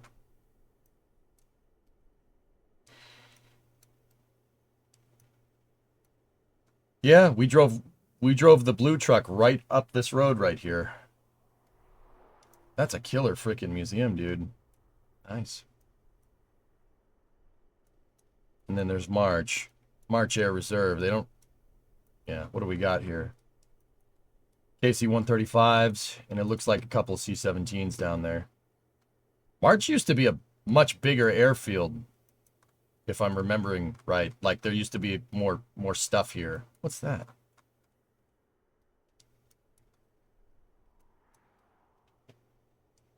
MD-11? Omega tanker. I don't know what that is. And I don't know why it's there.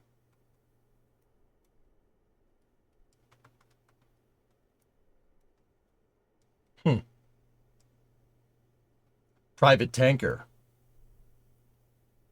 Interesting. But yeah, we drove all the way up there, and then we drove through Riverside, and then we drove through, actually straight through San Bernardino, and then right up Cajon Pass. And then we went up Cajon Pass to 40, and we went across. The reason why is we didn't want to take I-10 with no air conditioning, which proved to be a very good idea. That was a really smart thing to do. Privately owned air-to-air refueler. Yep. That was March Airfield. Cool. Or March Air Reserve Base. That's the March Field Air Museum. We drove by it. That's dude, they got some really good, there's some really good stuff there. The crazy thing is, dudes, there's museums like this all around. They're all over the place, man. There's so much good stuff. Is there a list of what the Smithsonian has? Dude.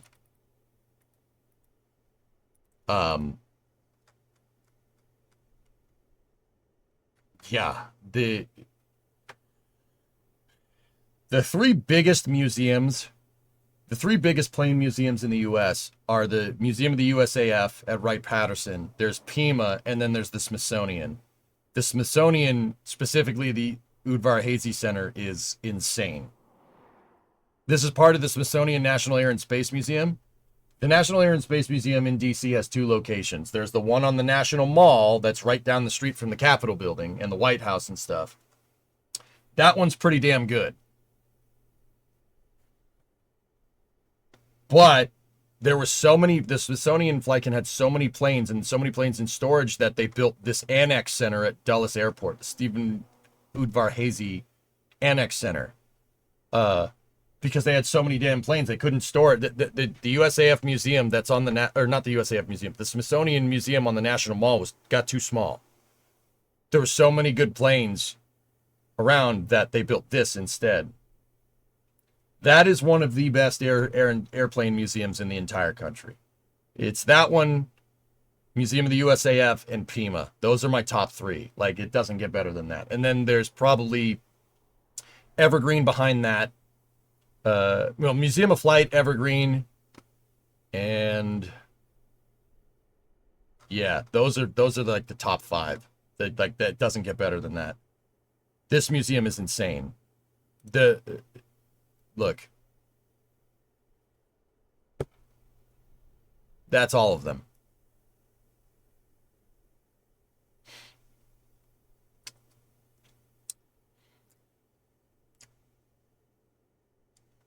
Was that enough planes for you? The launch got scrubbed. Duxford on this side of the pond. Duxford has a good amount of planes, yeah. So the Udvar-Hazy Center has the Dash 80, 367-80, prototype 707. That's pretty cool. They got MiGs. They got the only DO-335 in existence. There's not another one. And the only Arado 234 in existence. So if you like War Thunder, you know these planes. There's only one place in the world where you can see them. They have the Enola Gay. 509th Composite Group. The first plane to drop a nuclear bomb on Japan. That's the plane that hit Hiroshima. That's pretty historically significant. There's a Concorde there, SR-71. The space shuttle is there. They got the Discovery. There's so much good stuff, man. There's planes coming out of the demon hole in this place. That's what these pictures are of.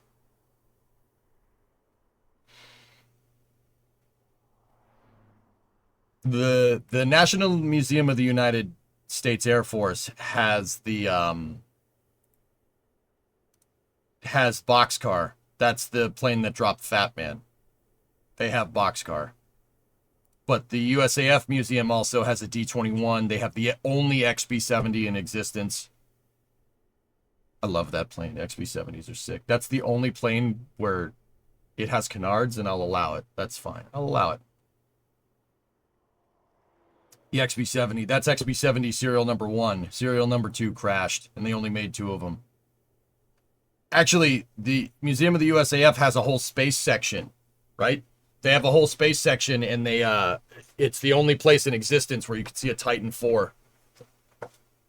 Yeah, there's just an X-15, D-21. A lot of things over here go pretty damn fast. Except for those. Those don't go fast. Once you're done with the Smithsonian, take a look at Plains of Fame in Chino. You told me about that, YG, when we were there. Plains of Fame is nuts, man. Yeah, I looked it up after you told me about it, and I'm like, Plains of Fame's pretty good, man. Here, let me check it out.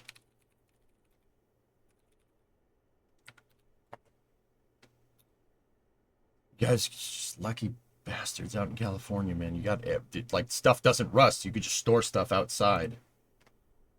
So this is Plains of Fame in Chino. Oh. See, the cool thing about Plains of Fame, YG, you refresh my memory. Cool thing about Plains of Fame is that a lot of their stuff is airworthy. It flies. The museum's collection of Japanese aircraft is the largest in the world. This collection includes the only authentic airworthy example of a Zero, with its original Sake engine, and an Aichi, so a D3A, so that's a Val, that was featured in the movie Tora. Holy balls, dude.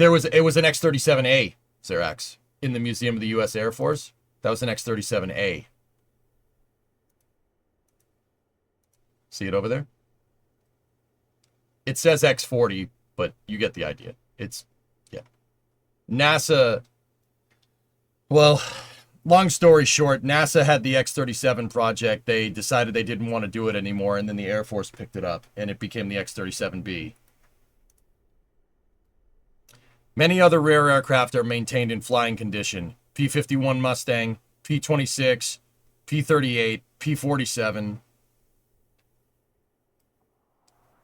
Any of the museum's roughly 150 aircraft were built in Southern California, and about 30 of them are flyable. Yeah, see, YG, you know. This, dude, that's a hell of a collection. Holy crap, dude.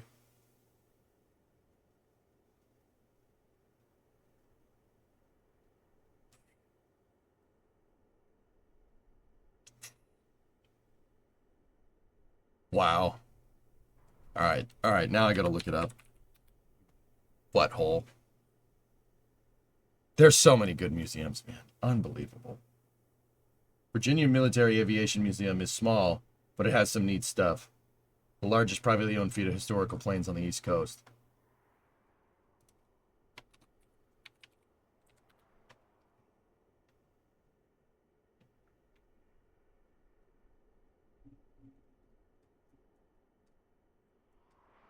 Let's see now. YG, where is this? Oh, no, I found it.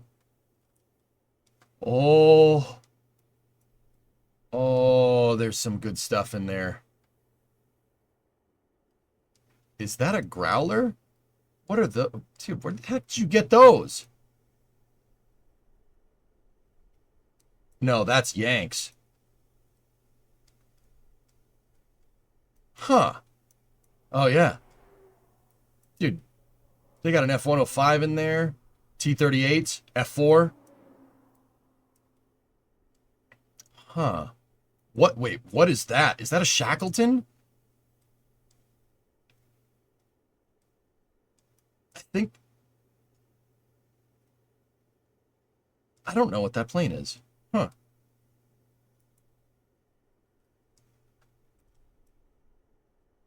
Only 4 hours from your house, you need to go. Where's Chino? Where's that place? Is it on the other side of the... Oh, yeah. Okay, I found it. Nope. No, that's not it. Or is it? Dude, look at all this stuff. That's what I mean. You can store planes out there. You just leave them outside. It's not a big deal. As long as you cover up the windows. Chino has 2 museums. Nice. Okay.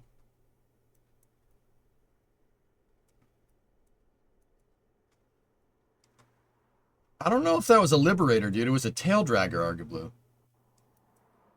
All right, what do we got? Oh, dude, bunch of good stuff right there. Why cover up the windows? The sun will destroy the glass. Pilot, it'll destroy the glass. As long as you cover up the windows, you're fine. Because planes don't have glass. They use like Perspex and stuff. I don't know if it's Perspex. Somebody tell me what it is. I don't know what it is. That's a rare plane. C-46. Dude, yeah, look at the hard... Oh my gosh. YG, I would start making funny noises walking into this place.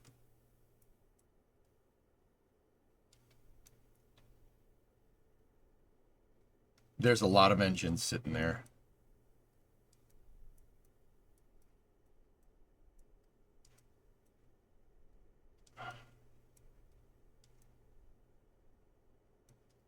Looks like a couple Cessna 410s just sitting out there.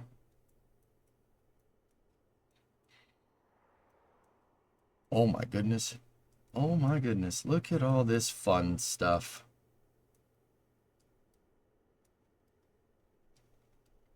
Oh, look, the Death Trap.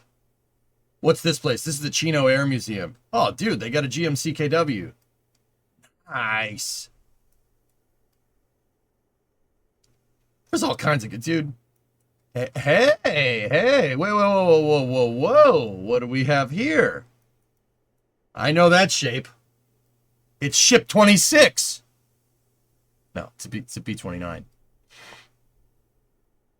Or a B-50. It could be a B-50.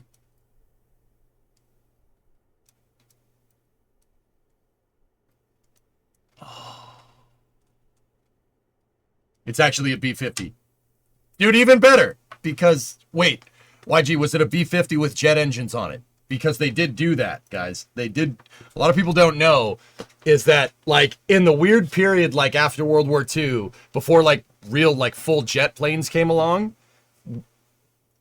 the Air Force was like, why don't we just put jet engines on propeller planes?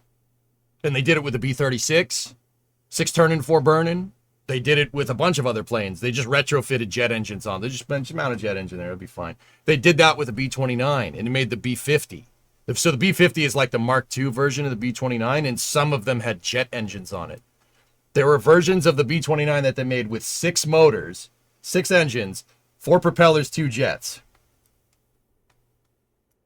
It's the one that made the trip around the world. We got to start doing VFTs again. I got to talk to DAS. We'll do them with NSF. We got to start doing VFTs again. We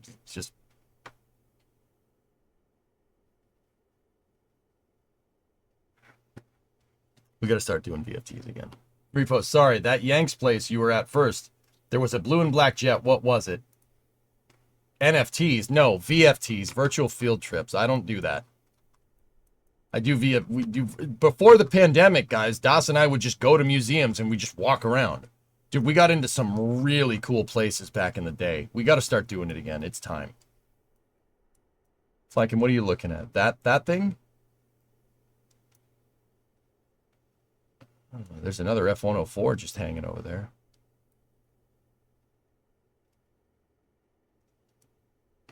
You know you have a base of operations if you want to hit SoCal Aviation. All right, man. Good to know. I'll bring the 97 back. So, YG, you want to hear something funny? Fuel system has not given me any trouble since I had the truck in your garage. I have never had a problem with that truck's fuel system since then, dude. Never had a problem, dude. I drive that truck almost every day. Never had a problem, dude. So if you guys don't know, during Route 154, when I did a road trip in 2021 with Brimo, YG took us in, and I dropped the fuel tank to the 97. Not like physically dropped. We had to replace the fuel pump, and we dropped the fuel tank in YG's garage. It's pretty good. Par for the course, but good to hear. You never gave me a problem ever again.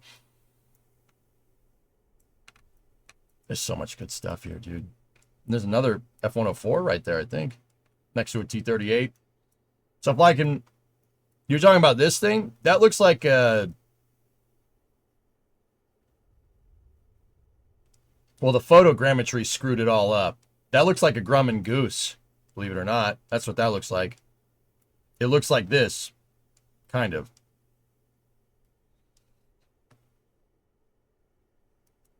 Was there an F-111 here?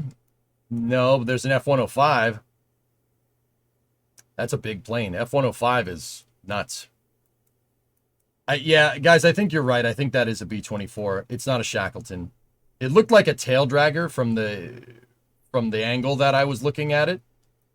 That's a B-24. It's definitely a Liberator. I wonder if it was made at Willow Run.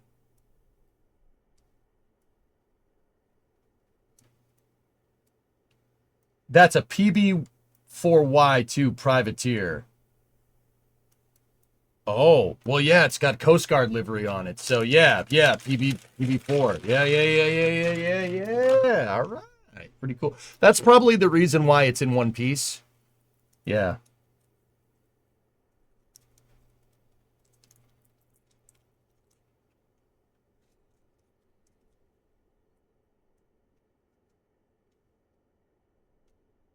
We got to start doing this stuff again, man. Oh, dude. See, look at the size of the F4. See what I'm talking about, dudes? That's a Navy F4 because the wings fold. Look at the F4 compared to like a B-24.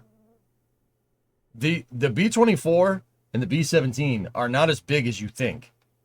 Like, look at the F-105. It's almost the same size. I mean, the B-24 and the B-17 have bigger wings, but there's two F-105 Thunder Chiefs there, which are bombers.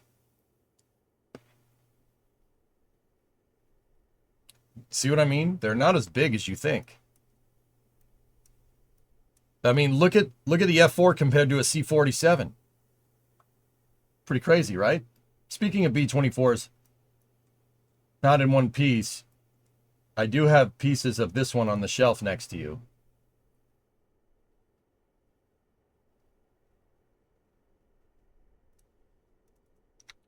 What is this? We're on kind of a plane binge, guys. I'm keeping an eye on Massey's in the background.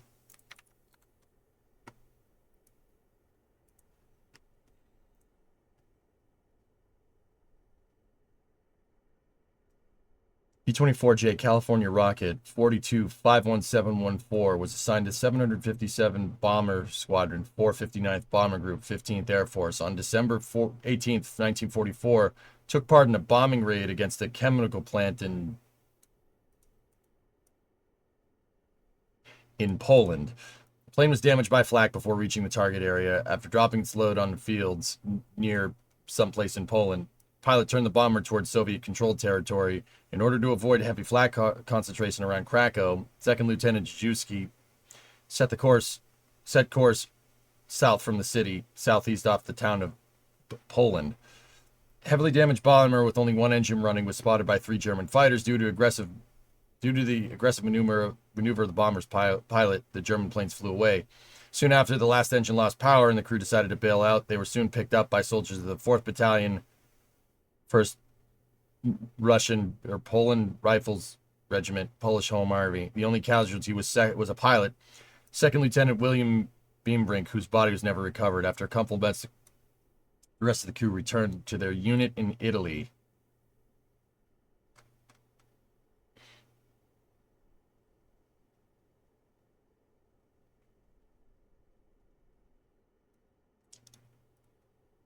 Yeah. I wonder where this plane was made.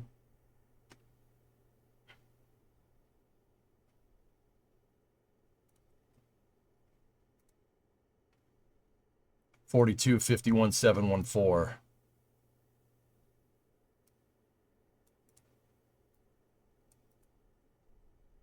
So they bailed out and it crashed.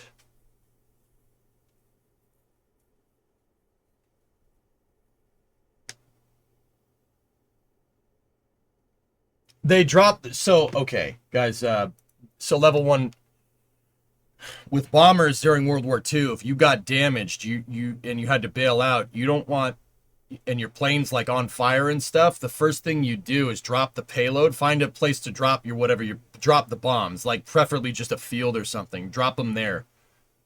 You don't want to try to crash land a plane with ordnance inside. Also, dropping the payload makes the plane a lot lighter, so if your engines are on fire, right? The engines don't have to do as much work. It's a lot lighter plane to move around, especially if you're carrying like 12, 13 tons of bombs.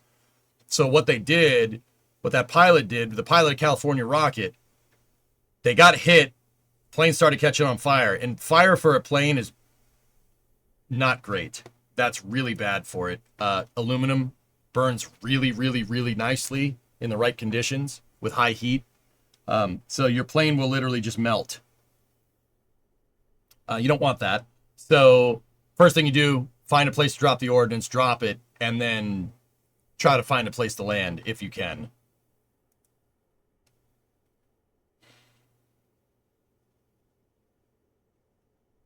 The situation, would you jettison without arming the ordnance?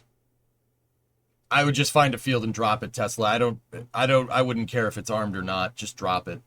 I mean, preferably not. You don't want to like bomb somebody's house, dude, right? Like, I know it's like total war, etc., etc. You fight a war. You don't want to bomb like a civilian's farm or something, or like hit a farmhouse or hit a school or whatever, because then the enemy is just going to use that as propaganda against you. Oh, they bombed schools, blah, blah, blah, blah. They're indiscriminately, blah, blah, blah. Find a field, drop them there. It could be unarmed. That's fine. I don't know enough about World War II ordnance though to know if you can like arm them or not. I think they just dropped them, and I think it's a fuse if I'm remembering right. Like the front of the bomb has a little propeller on it, and when that propeller's on a screw, and when that screw goes all the way in, the bomb arms. I think that's how that works. I think. They do have tagging pins? All right, cool. Yeah, see, I wasn't too sure. The kinetic energy experiments, I'm not too well versed in, guys. The plane, though, I know a lot about those. So, the Polish Home Army went and rescued them. That's super cool. That's a super cool story, Max. Neat.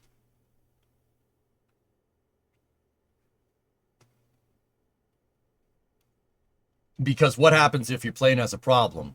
Doesn't matter, civilian or in wartime. What's the first thing you do? You have a problem? Get as high as you can. Altitude's the ultimate insurance, right? This is just piloting 101. It's wartime, whatever. Altitude is your insurance. The higher you are up the ground, the more time you have to figure out what's wrong with the plane and figure out a good contingency. Also, if you need to jump out, yeah, you don't want to do that when you're 1,000 feet off the ground. That probably won't end well.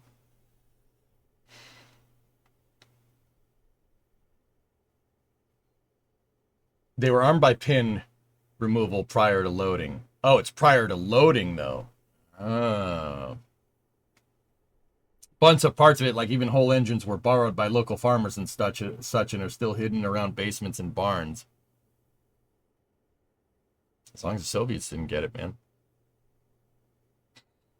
They probably did, but whatever. See, now I'm wondering, 4251714, I'm wondering where that plane was made. I'm wondering if it's a Willow Run plane. If so, Max, I've been to where that plane was built.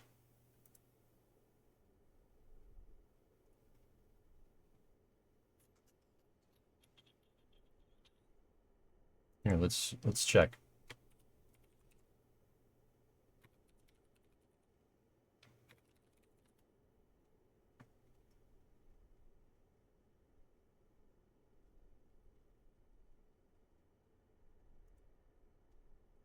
Here, let's see. So what's the name of this plane? It's 4251714.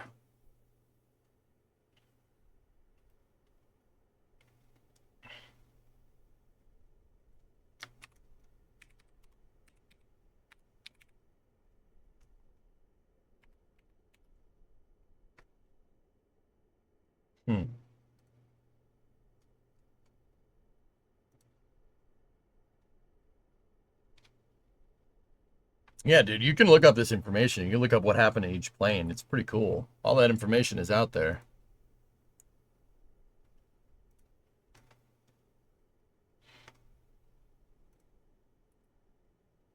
Willow Run, baby. Best factory ever. Production took place at 5 plants. Ipsy. Yeah, Willow Run bomber plant. One B-24 was being produced every 59 minutes. In 2 years, they made 6,900 planes. In 2 years. That's insane. At rates so large that production exceeded the military's ability to use the aircraft.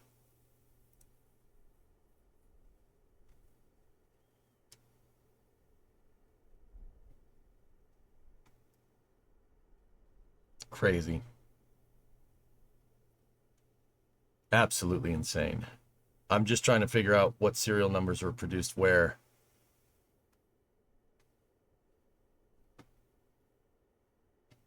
The U.S. Navy received 977 PB-4Ys. Well, we know where one of those things are. The Royal Air Force had 2,100. Canadians had 1,200. RAAF had 287. It doesn't say much about what production numbers correlate to where.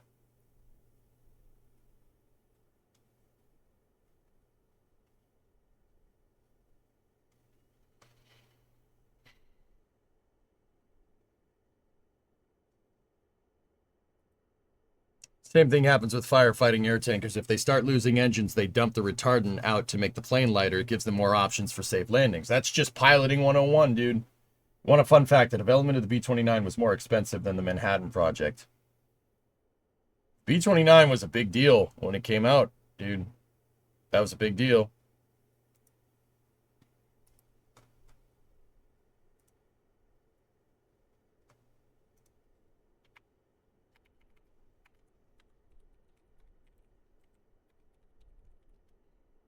See if AI will get us what we want. Here's a production of what the serial numbers typically indicate. First two digits of the serial number 42 generally represent the year that it was produced. When the serial number doesn't directly specify the manufacturer, the prefix might indicate a particular production contract or batch. For example, Ford-built B-24s might have a distinct prefix within the overall serial number range. Ultimately, the full serial number, like 4252534 in the example of witchcraft, serves as a unique identifier. Yeah, there's no way to tell. Here's a list, not much else.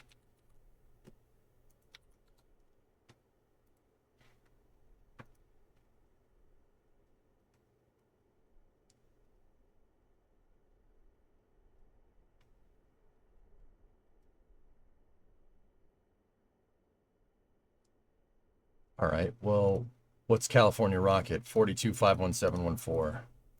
Let's find here and go boom.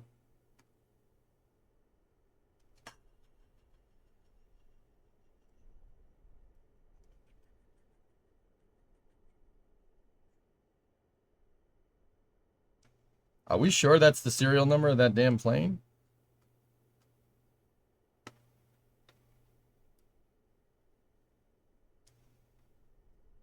It was a B-24J-10-FO. Oh. Oh, yeah. It's right there in the name. Nice. It's a FIRD. All right. The FO stands for Ford. Nice.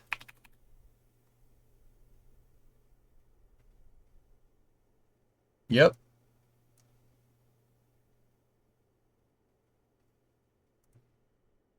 It's very possible that that's a Willow Run plane. That's pretty cool. Neat. I like doing this stuff. This is what I do for fun sometimes, dudes. I don't know if you guys like think it's cool or not.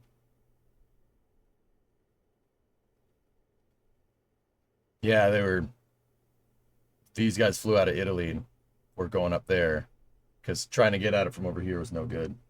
Now we know why it crashed. I don't see Chevy making no bombers or Dodge. Just saying.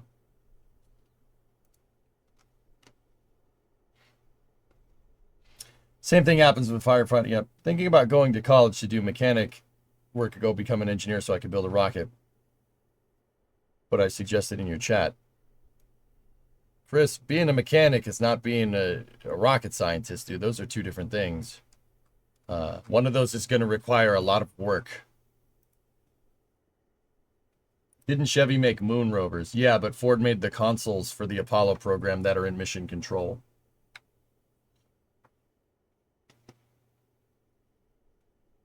So a piece of aluminum from Ford. That was made in Ypsilanti, Max. That's not that. And actually, Max, you want to hear something pretty cool? Detroit at the time had a gigantic Polish population. If you look at some of the names of the cities around Detroit, you're gonna go. "Huh." So, Polish hands probably built that plane, dude. That's what I'm trying to tell you. Yeah. Just, I don't know. I thought you might find that cool.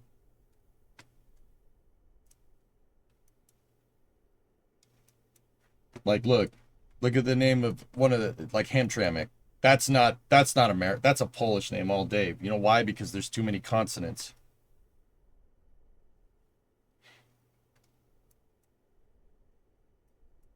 So Ipsy's over here.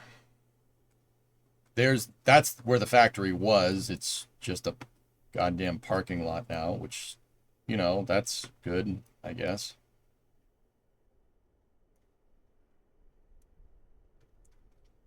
I mean, I don't know. I don't think Ypsilanti is I don't think that's Polish. That's something else. I think that's Native American, but I'm not sure. Either way, pretty cool. On a divergent thing from planes, you're a big transport guy. Fort Eustis in Virginia has a neat Army transportation museum. A lot of Army trains, trucks, and helicopters. Cool. Good stuff, man. Should have started this section off with today we're going to be talking about. Yeah, right.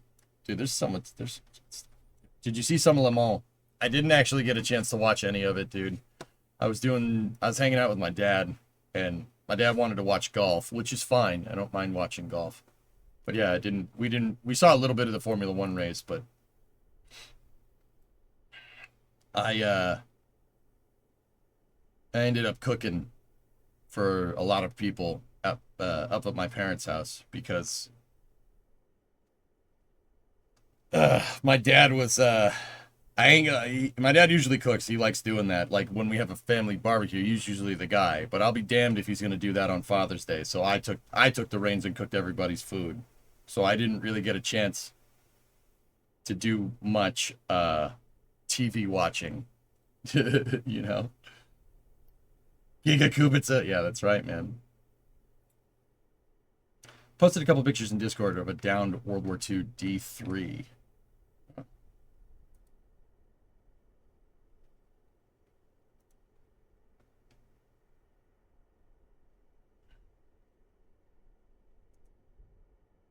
We have video hellfish? Oh no. Dons, I'll check that out in a second, man.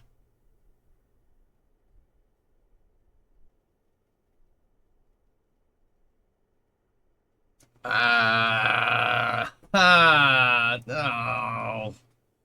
What did you cook? What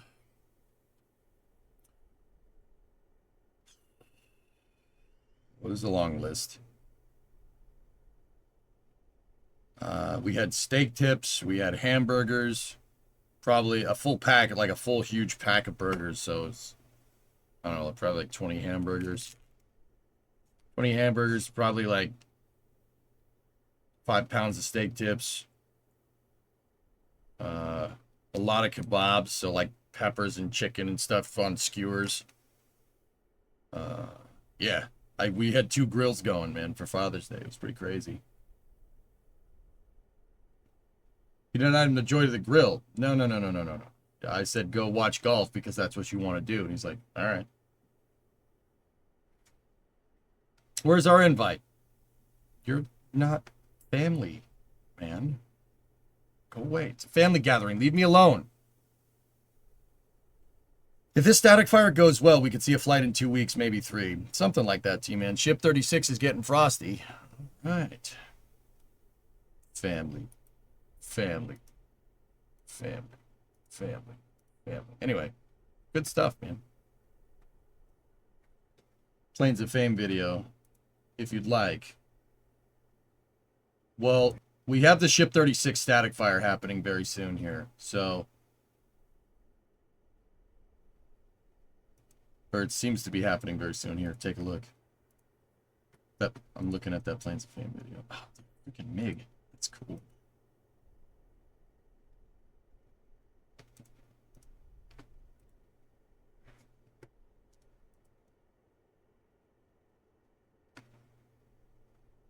You ever consider adopting? I don't know. No worries. You can look at it later. I'll check it out, YG. For sure, man. It's a 9-minute video, dude. That's awesome.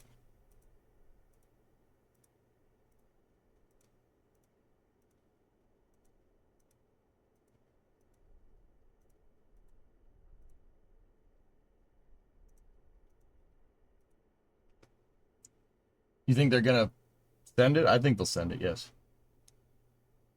What happened to the ULA flight? Scrubbed.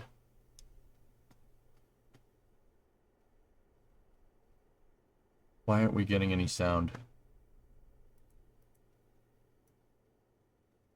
What happened with Kerbal Space Academy? What do you mean, Andrew?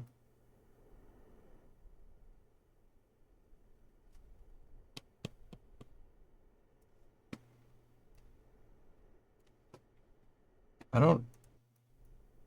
Hold on. I need to do a sound check. Let me just play a song here. Okay, that works.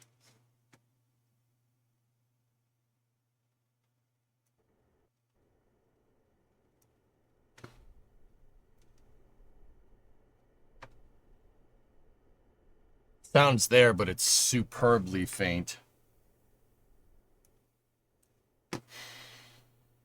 See what happens. Ship 36 is on Massey's, dude, so... Starbase doesn't have sound for you. Yeah, neither for me.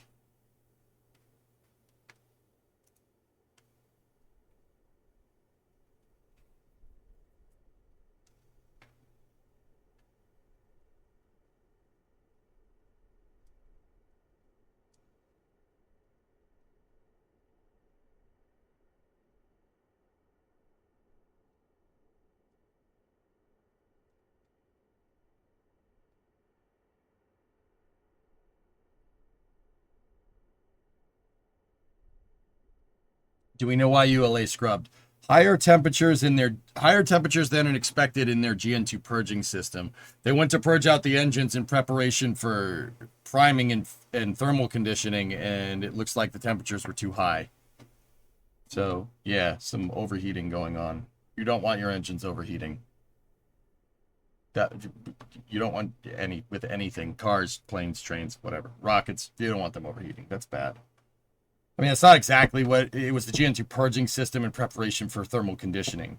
Elevated temperatures means that the motor is hotter than expected, which is not great, especially when you purge it out with cryogenic gas. That means you might have a leak somewhere or something. It could be a bunch of different things, dude. What pads are ULA using these days? Slick 41 and Slick 4. Or Slick 3, excuse me, not 4. 4 is SpaceX. We were hearing Starbase Live sounds earlier in the stream. Yeah, they must have turned the sound down, dude. It's there, it's just extremely faint. For whatever reason.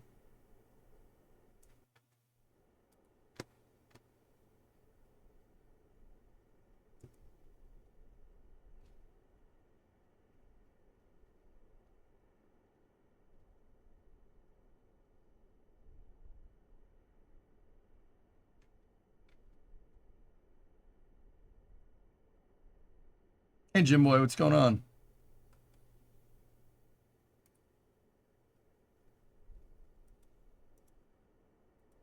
Oh, Duns, what happened to that dang plane?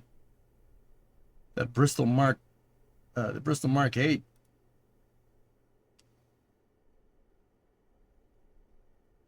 Aircraft crash. Ah. That sucks, man.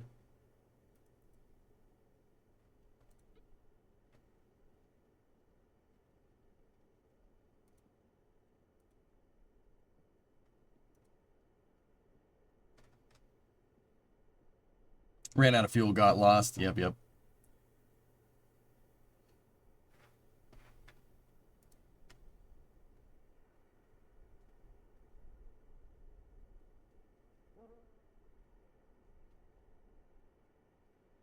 Heaps of wrecks up north. Well, yeah, there ain't much up there, dude. I'm trying to convince my wife to take a road trip to the Hazy Center and then the USAF Museum. Do it, man. They're really cool, really interesting museums.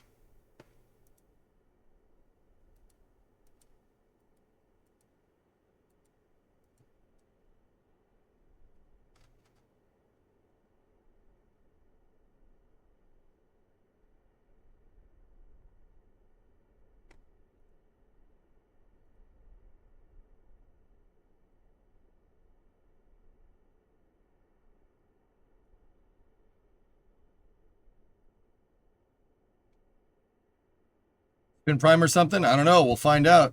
What's your take on canards? I don't like canards. I don't like them.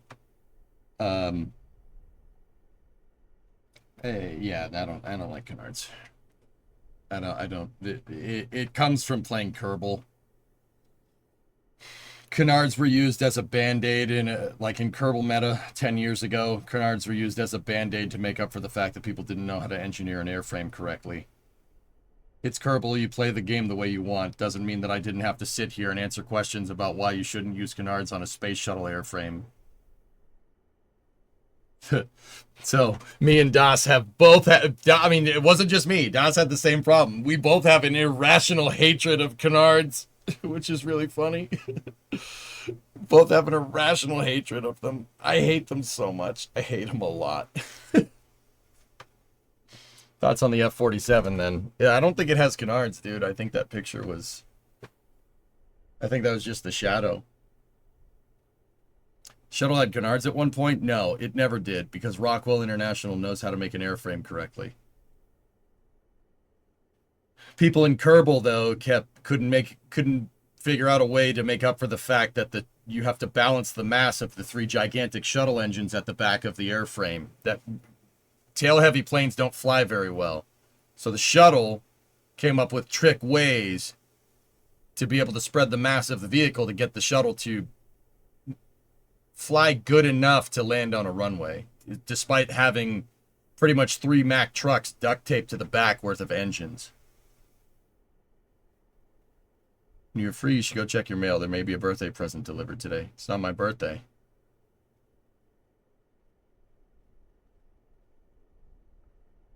Does Starship have canards? I don't think Starship has canards. I think Starship has flaperons.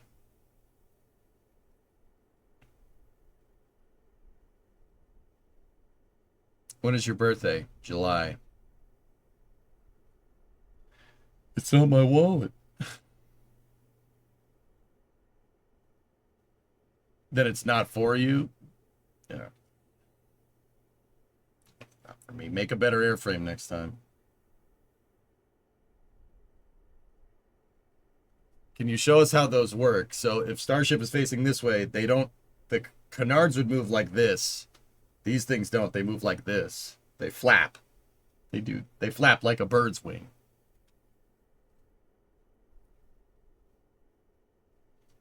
I think that's why I've heard Buran was a better configuration. Yeah, it's easier to make it fly when you don't have 3 main engines in the back, Tesla Max. It's also part of the reason why they were very easily able to get it to land on a runway.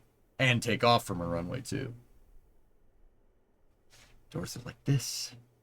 Not like this. Not like this. These are not the doors of a billionaire, Richard.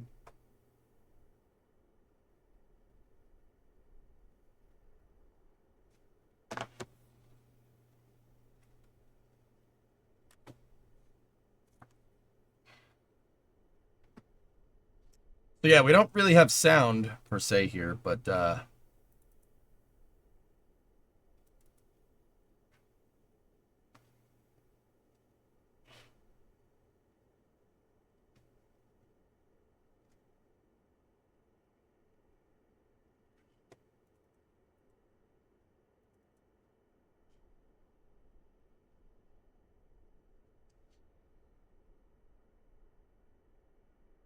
NSF is live now. Yeah. Kuiper go off without a hitch? No, it didn't go off at all, point-to-point fan. It's scrubbed. They had some problems with the nitrogen purging systems. T144 wore its canards with style. Yeah, it wore its canards with style right before it crashed. Hey, at least it looks cool though, right? Do you think that this timeline SpaceX says that the Gigabase will be up and running by the end of 2025 is realistic? It's bold. It's doable, Trapo. I mean, the Gigabay, that's just a building. It's not like you're building a spaceship.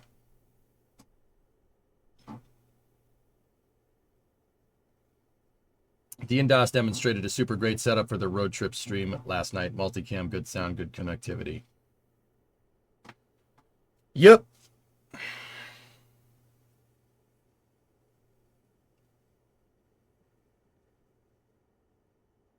Yeah, that member stream was pretty cool, dude.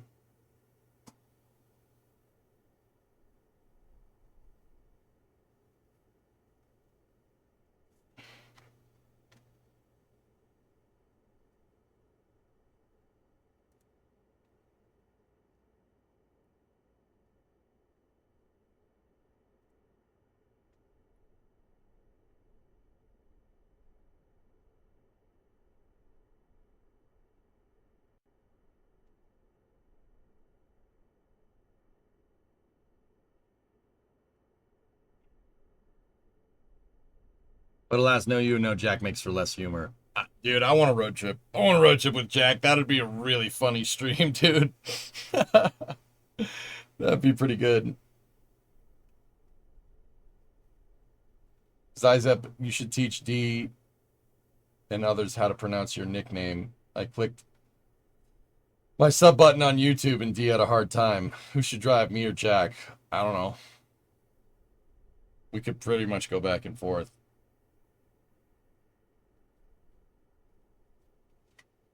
We'll have to pick a time to do that, dude. We should do it. It'd be fun. Be a good time.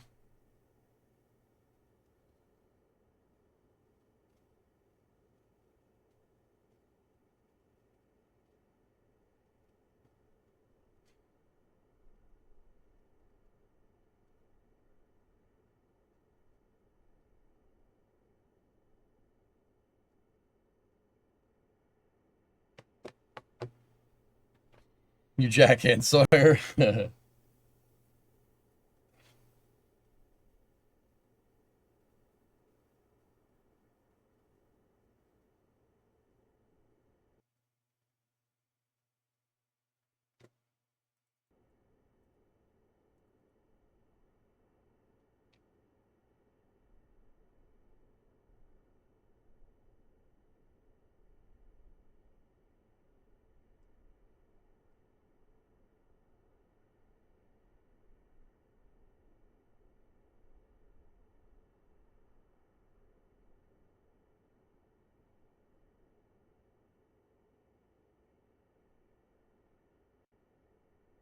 No sound, this makes this a little bit harder to do. I'm like sitting here, I'm like, why is it muted?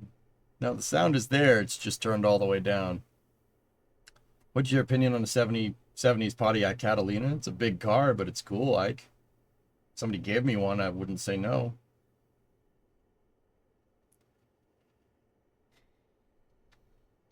So once again, we were gonna do Project Kuiper. Actually, I should probably change the name of the stream, but anyway, it's based on Project Kuiper review. We've reviewed Project Kuiper, and we figured out that they scrubbed.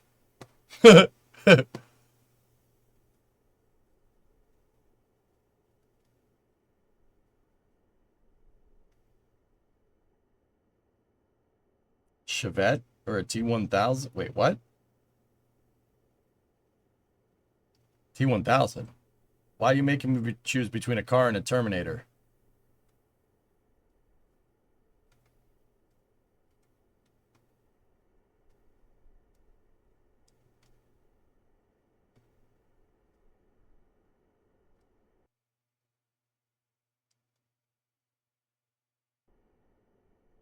$48,000 miles for 10,000 sounds like a decent deal for a Catalina. What motor does it have in it, Gamer Ike?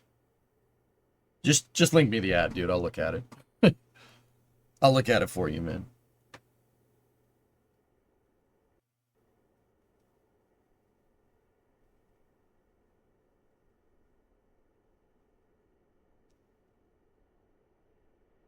So supposedly something's going to happen here with ship 36. Massey's is closed, which means should be static firing. And the ship, oh, the ship has frost. Not a lot though. The telltale sign if they're going to static fire is if the LOX tank starts filling up. So if we start, see that frost line that's down there? If it starts going up, we're going to, yeah. It's going to be easier to spot.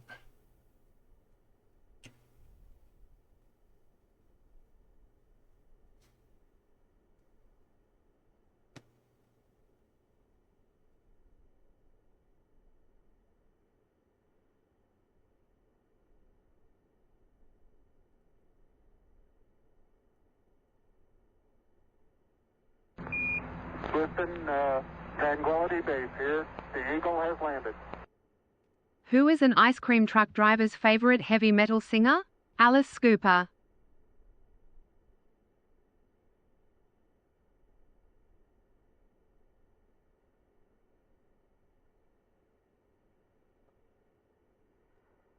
Just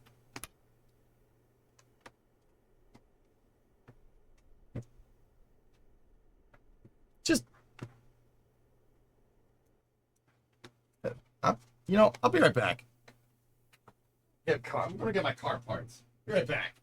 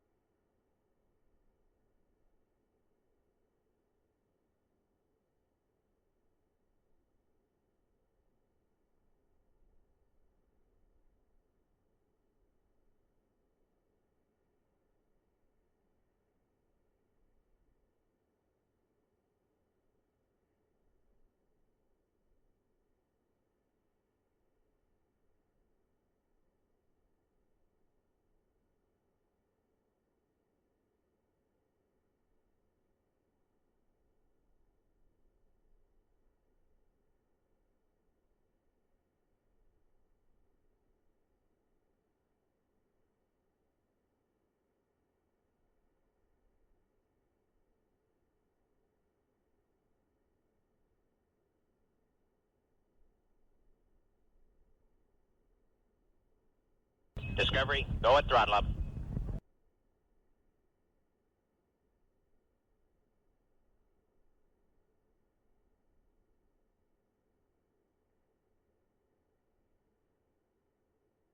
All right, I'm back. Look, I got a piece of metal. Look at this metal. Hey, so Spartan, 66-month resub. All right. I humbly come before you and pray to thee when YouTube membies. All right, I'll get on it. Was this a holding clamp? No, this is a leaf spring perch. Part of the rear suspension, part of the chassis on the blue car. Where does it go? That's right, it goes in the square hole. Yeah, so like the frame of the car would be right here. The front of the car is that way.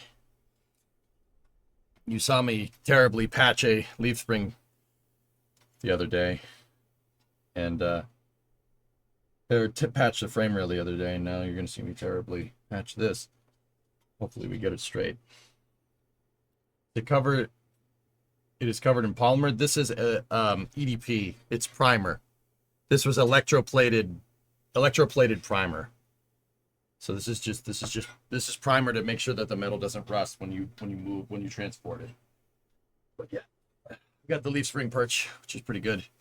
Well, I wanted to do more gaming this week, but maybe I think on Wednesday we'll do the summer car combo.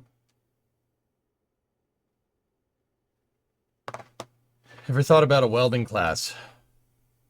A welding class. What type of welding class, Graham? Me going to a class to learn how to weld, or me doing a class to teach you guys how to weld? Because that second one, I'm probably not your guy for that.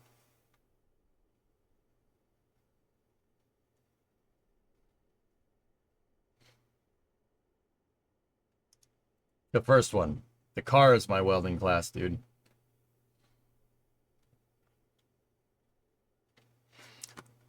Just on a side note, when's the next rocket launch? Oh, tonight. Starlink 15-9 going out of Vandenberg. All right.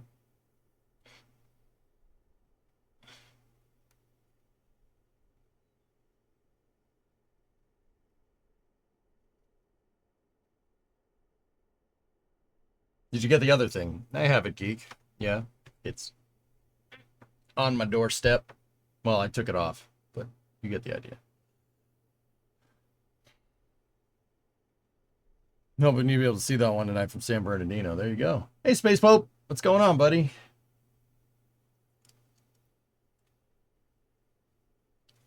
Gamerite, did you ever link up the, while I was gone, did you ever link up that Pontiac? I give you the T1000, 87 T1000. Oh, God. What the heck am I going to do with that, Bob?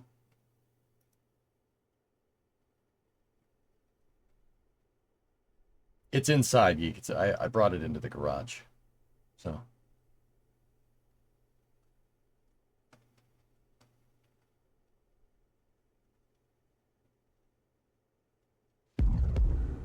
Space Pope! Feeling good, giving myself space to be okay. Xerax, what's up, man? By the way, Cars, I talked to my mechanic buddy, and he said getting replacement parts for the GR86 is a pain here, so I pivoted to eyeing a Mercedes C180 coupe. See if you can find... Yeah, that's what I mean. Like, that's the part... Like, I don't know if that price is fair, or I don't know how easy it is for you to get parts for that.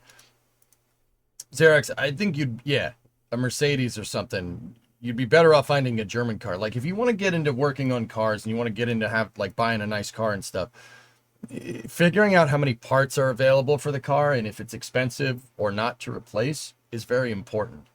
So, like, Xerax, you wanted a cool car. I would say, like, go find an old E-Series, like an E190 or something. Those are cool cars, man. You could have some fun with those, and they made tons of them. You could find parts for them everywhere. Wasn't for you, just a fun thing. I like unusual cars. Like, well, I don't think I have the garage cams on. I shut them all off. Like mine. Mine's a weird one. The frost line seems to be going up here.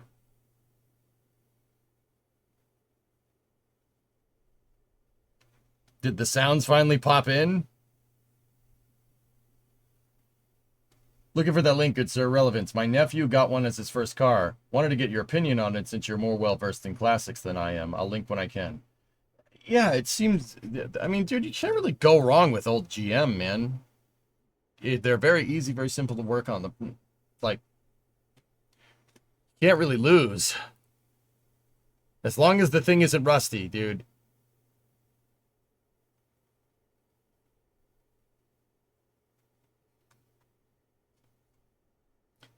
As long as it's not like the Coronet. The Coronet is basically a very, very, very good case study into what to look for if a car is not worth it.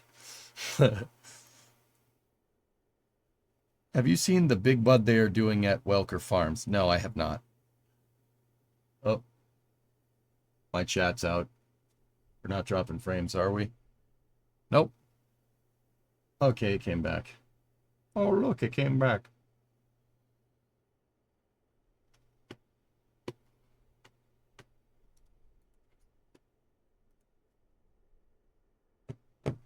It serves as a warning of what not to buy. Yes, that's right. Hopefully people could look at what I've done and say, and see why it's not worth it. You know? I'd say for all the, if we could, but see, like, here's the thing. Usually, like, Bob, in the past with a car like the Dodge, right? It wouldn't have been worth it. You could find a shell for short money, right? You could find two doors. You can't really find two doors anymore. So, like, if it was like 1998 or something, a four-door is useless. That is useless. Why would you restore that? That's dumb. I mean, it's still the case today, but to an extent. But you could find a two-door shell for like maybe $2,000 to $3,000, maybe no engine or something, and you could just put money into that. Nowadays, that's not really a thing. You want to find a two-door shell, late 60s Mopar, 10 grand. 10 grand. Not even... Dude, if I put 10 grand into the sedan, now, we put 10 grand into the Coronet 500, our car, we could have basically a fully clean shell, right? Minus the labor, right? Because, you know, I'm doing the labor for nothing, right? You could have a fully clean shell, and then you could put more money into an engine. Basically, the sedan with 10 grand worth, my argument is that the sedan with 10 G's worth of work would be more fun than trying to buy a two-door for 10 grand and just having a two-door, and then, you know, if anything needs to be fixed on that two-door, yes, it's a two-door, yes, it's more sought after, but for the price, like per dollar for Smile, right? You can have more fun with a four-door. Yeah, also using it to learn. Yep. Hey, Yannick, what's going on?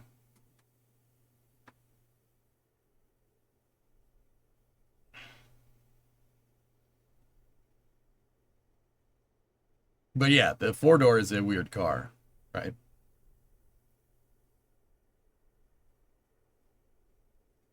The 10 grand two-door shell probably have a tree growing in it. Indeed.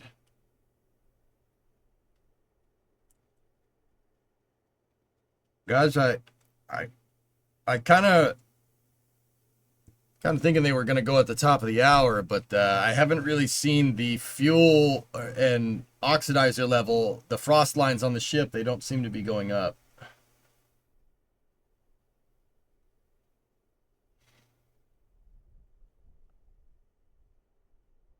What you're eyeing right now, let me see, Xerox.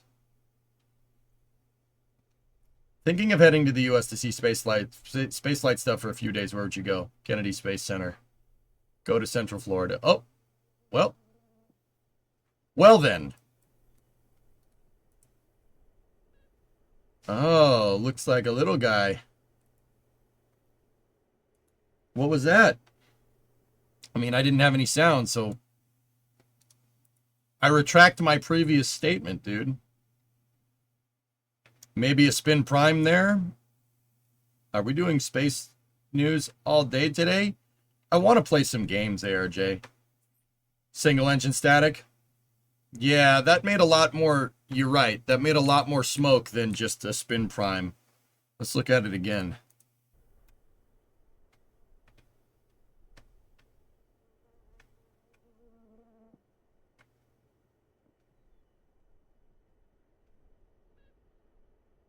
That was just a real quick.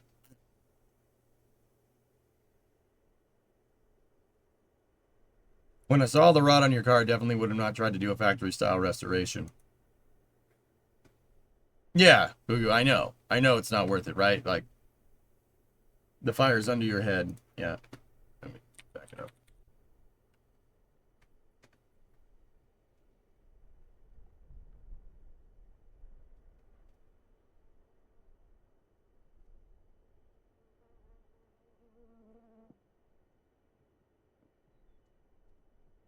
You want a C180 Xerax?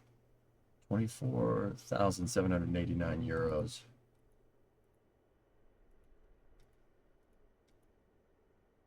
I mean, it's a nice car. I wouldn't buy that, but nice car.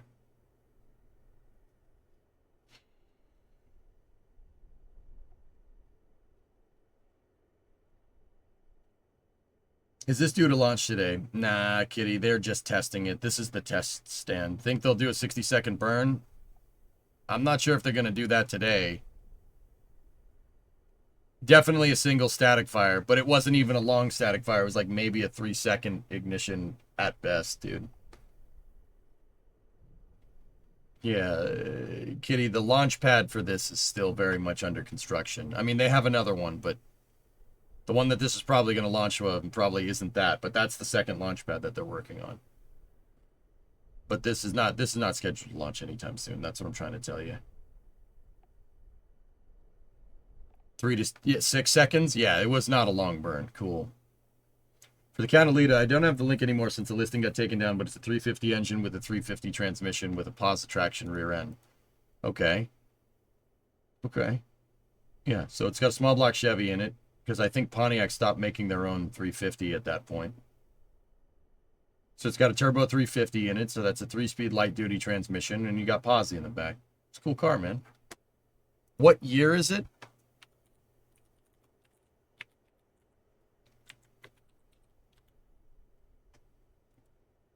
What year is the car, dude?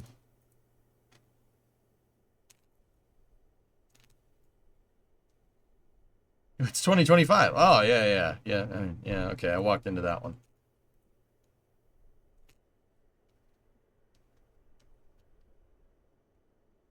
A 70-something. Yeah, that could be a lot of different cars, dude. Like a 72 Catalina is going to be very different than a 75 because of the emissions and stuff. Pontiac 350 was made in the mid-70s. Yeah, either way, 1970s, early 1970s GM, yeah, you can't really lose. Heck, even mid to late stuff is good. Like, there's not...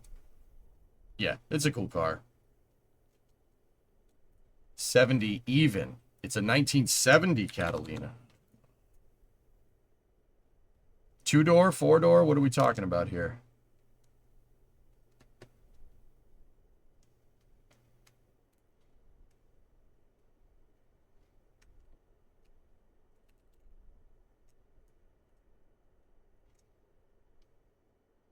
I have a hard time believing it's 2025. Yeah. Is that before the big oil crash? That's correct. 1973.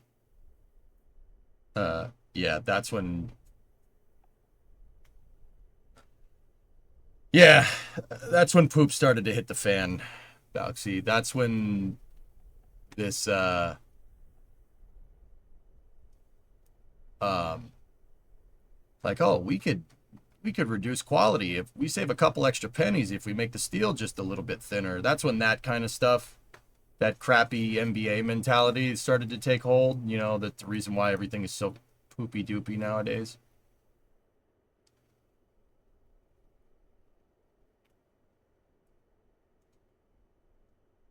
Yeah, 70 Catalina. That's a cool car, man. If it's a two-door, yeah, really neat. Really neat, for sure. Two-door, I can DM you a VIN later and we can talk about it more. Thanks for letting me derail the stream. Yeah, don't worry about it. All good, man. Yeah, emissions. So, up until like 73, guys, cars were not engineered to necessarily be efficient because oil was super cheap. They were engineered for the application, if that makes any sense. So, like a car with a big V8, right, was designed for getting pretty good fuel economy over very long distances, long range with the cars. That's why the cars are so big over here, or they were so big over here in back in the day.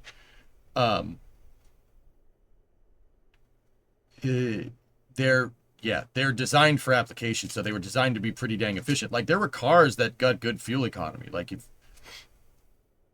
you had a car with an inline six in it, you could get 30, 40 miles to the gallon, no problem. But people wanted the power, so you could drive down the highway at high speed and get where you're going relatively quick. So they reduced emissions, or they changed the emission standards in 1973, right? And well, they changed emission standards going into the 70s. 1973 oil crisis had a lot to do with it. So the price of oil shot up overnight, and all these relatively fuel efficient cars, once again, they were engineered for application, right? They were engineered for comfort and long range. Long-ish range. I mean, longest range is the one that's most fuel efficient. Their solution to that problem wasn't making the engine more efficient because it would have sacrificed power, right? So they gave them bigger fuel tanks and stuff. Like I have a huge fuel tank for the Coronet. The Coronet has like an 18-gallon tank or something. It's ridiculous. You get pretty good range with it. So when the 73 crisis hit, they basically had to start making fuel efficient cars, and that's when efficiency, the hard on for efficiency became a thing. So making the thing as light and as cheap as possible started to become a thing, and that kind of leads to where we are now. That was the start of it. What's my dream classic? I have two favorite cars, American muscle cars from the late 1960s, just American cars from the 1960s. One is a 1960s. One's a 1970 Challenger, which is, I would still call that a 60s muscle car, despite the name. 70 Charger 500 SE with a 440 Magnum and an A833 overdrive, 8 3/4 rear end with sure grip. Which, yeah, that's my dream car. That car. Those cars go for like 120 G's nowadays because, like one in mint condition, 6 figures. So that's off the table. The other one is a 67 Mustang fastback with a big block and a top loader 4-speed behind it. Those also fetch a premium. Yeah, I can't afford that. So, whatever.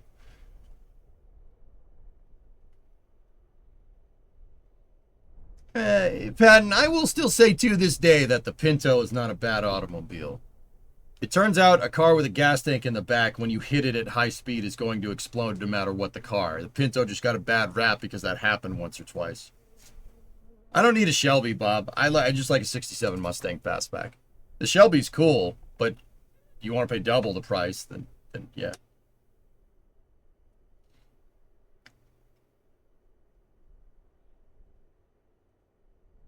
Yeah, Patton, I wouldn't say the hobby has been ruined. There's still ways to do it.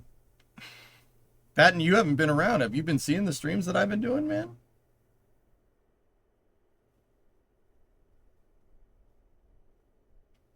Oh, you would like them if you haven't seen them.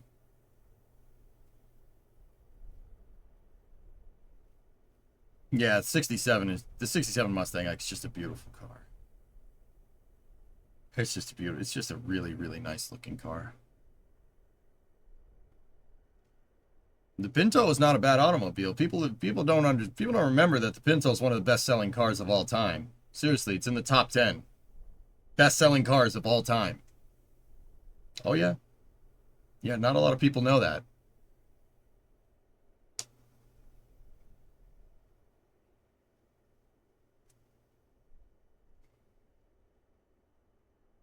Once or twice, there were 27 incidents of Pintos exploding. Okay, Dean, here's an exercise in per capita. Out of all of the Pintos sold, 27 of them had problems. They sold millions of those things. That is an incrementally small percentage. That's no different than any other vehicle on the road, man.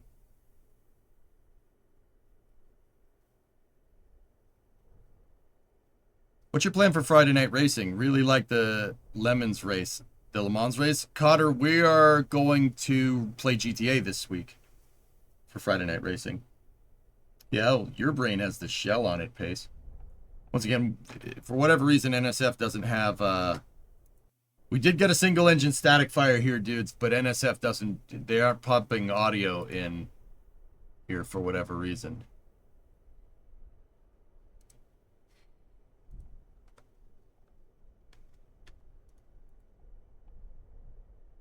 Please stop saying Pinto. My mother got rid of a 69 Camaro for a lime green 71 Pinto because she didn't want to drive a stick shift through Boston.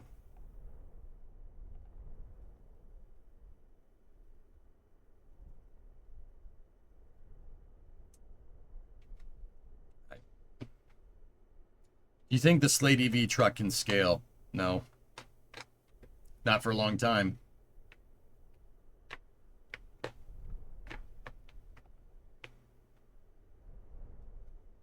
I would love to be proven wrong, May, but yeah, no, not for a long time. There's no way with the facility that they bought, which is an printing press facility or something in the Midwest somewhere. I forget where it is.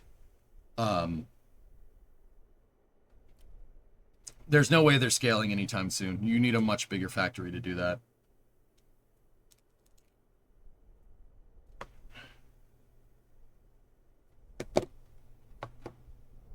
Any way for casuals to join GTA Racing? Anyone can join GTA Racing, dude. We race 5M nowadays, dude.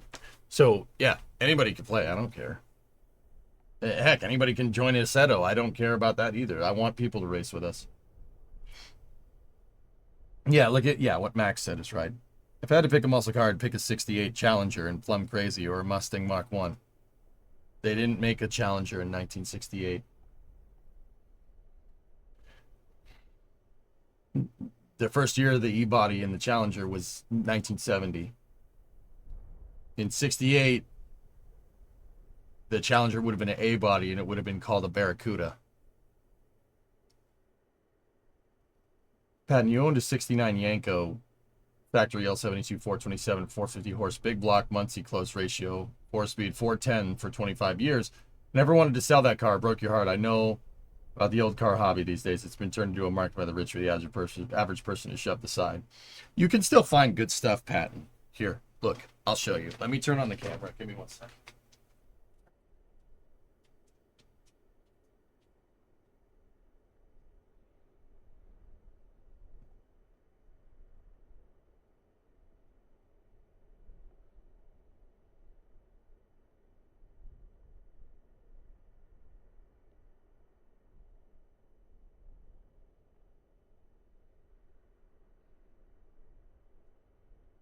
So, dude, check this out.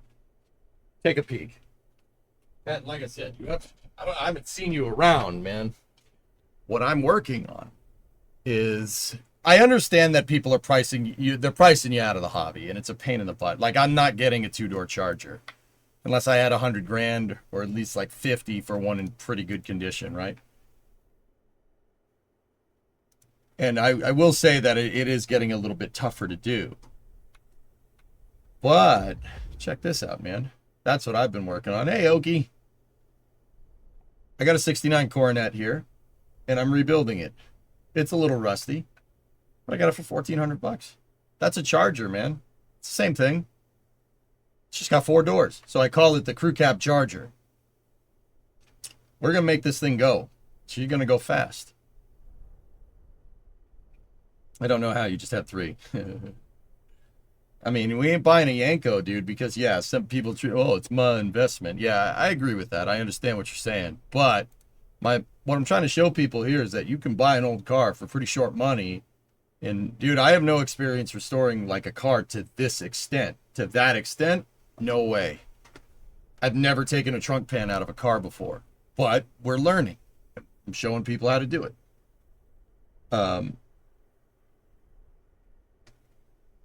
And guys, even after all this, I'm not really in this car that much money.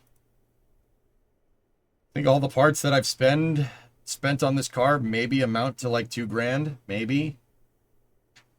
I'll give you a full tally by the end of all the metal that we bought for this thing, but it's not much. I didn't even know that was a thing. I'm completely obsessed with a 2-door manual. We can make that car a 4-door manual. Every part that could fit in a 69 Charger will fit in this car. Rear end, transmission, engine.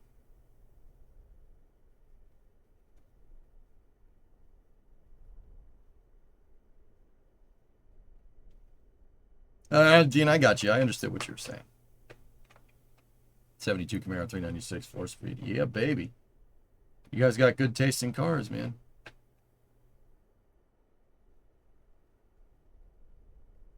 Except the doors? Yeah, but see, like, here's my thing.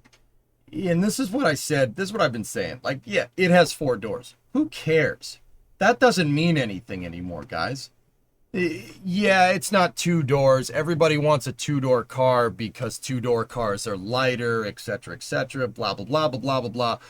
2-door cars are lighter when the factory V8 makes like 175 horsepower. Like, that's when that makes a difference, dude. You can make power for cheap nowadays. Not a lot of money.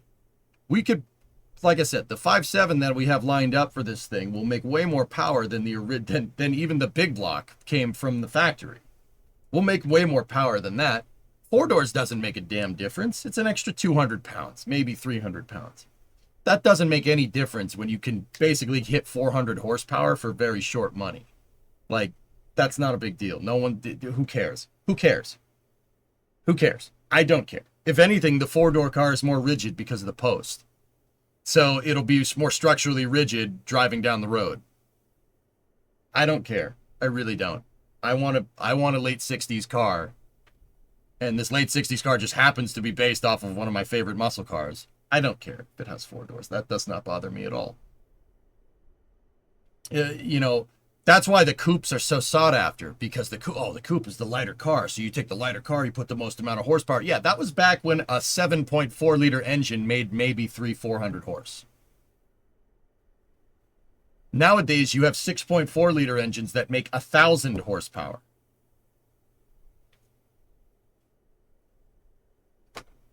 Dude, the doors don't matter. It don't matter. That doesn't matter to me. I don't care. And I could get me and 3 of my best friends, we could tool around in that car and everybody would have plenty of space. You know? That would work if I had friends. But yeah, I mean, Pat, I understand what you're saying. Like, old guys or old farts are pricing people out of the hobby, no doubt. But also at the same time, so what? 4-door cars you can get into for short money, and they made 4-door versions of everything.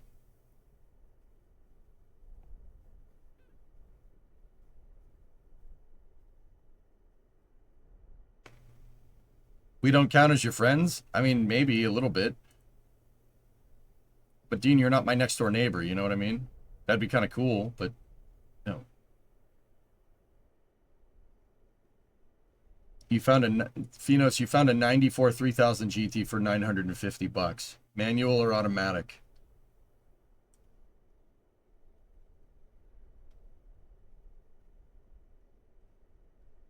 Automatic.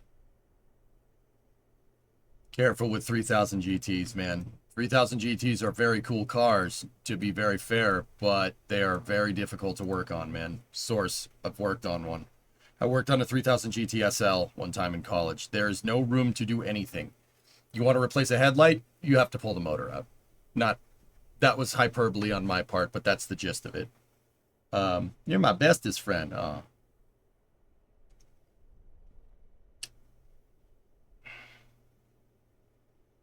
you sure I'm not your next door neighbor? Oh. But yeah, Patton, I understand what you're trying to say, but also you could still get into this hobby for pretty short money. You can find 4-doors that are in way better condition than this, even nowadays, for like, I don't know, 2 to 3 grand. And with modern head technology, like, for instance, say we had a 4-door, right? And we had a 4-door where it was a good shell. We didn't have to do all the work on this, right? And you can find them. They're everywhere. Say we had one. And instead of spending the 2 grand on fixing the metal for the car, we spent the 2 grand on building out like a 440. Discovery, go at throttle up. We could build out a 440 for 2 grand that makes like 600 horsepower, no problem. And then you have a 4-door car that, quite frankly, goes faster than a matching numbers 440 6-pack car. Like, it goes faster than even the highest trim level that came out of the factory from the 60s, save for maybe the Hemi. Does 4 doors matter? Doesn't matter. That don't matter, man. That don't mean nothing.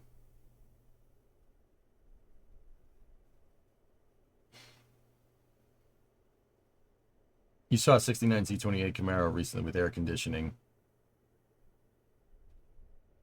069 Z28 cars came with AC. Another problem with overcars being way too overpriced opens the door for fraud. Oh, yeah, of course, dude. There's people that have no idea what they're talking about. There's plenty of...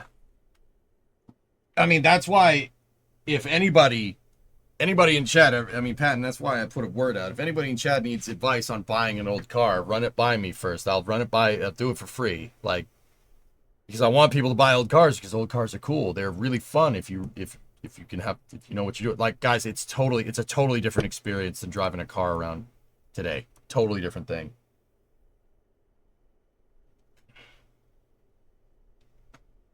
The McMurdy Spearling. Thoughts? I don't know what that is. They're fun as hell to drive, man. What counts as old? I don't know. Anything before the 90s, I guess. Car design has not changed much in the past 25 years. It really hasn't.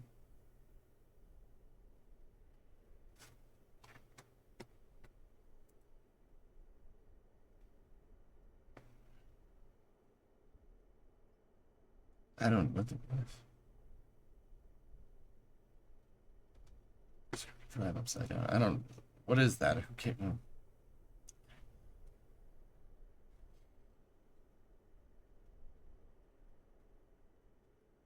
Fun, yeah, not to fix up. I mean, the context of that statement, holy moly, was driving around. Fixing them up it's a lot of work, but whatever. Saw an advertisement in Hemmings for an original air car from '69. It's a fan supercar, all electric. That's cool.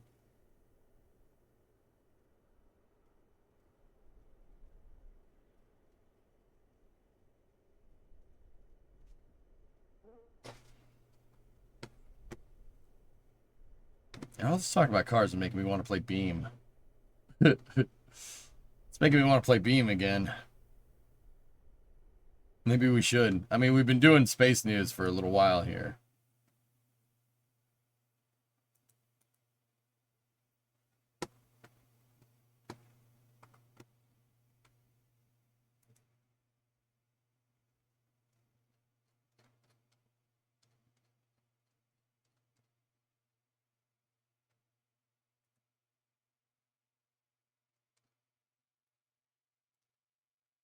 Play Beam. Hill climbing hot rod.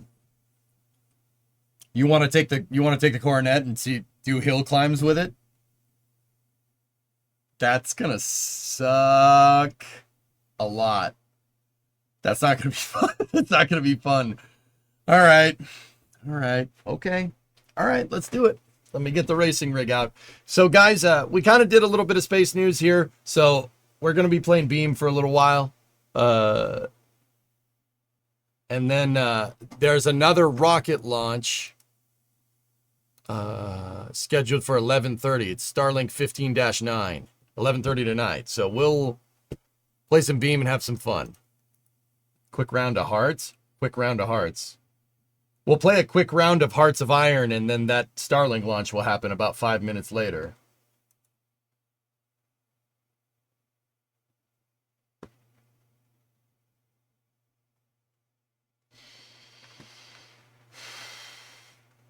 3 weeks later.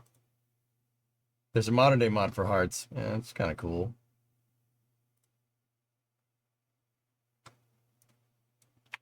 All right.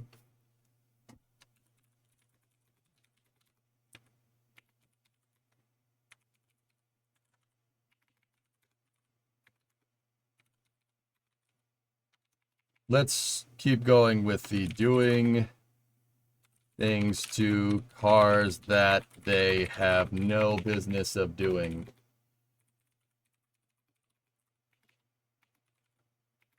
Well, no business of doing, not of doing.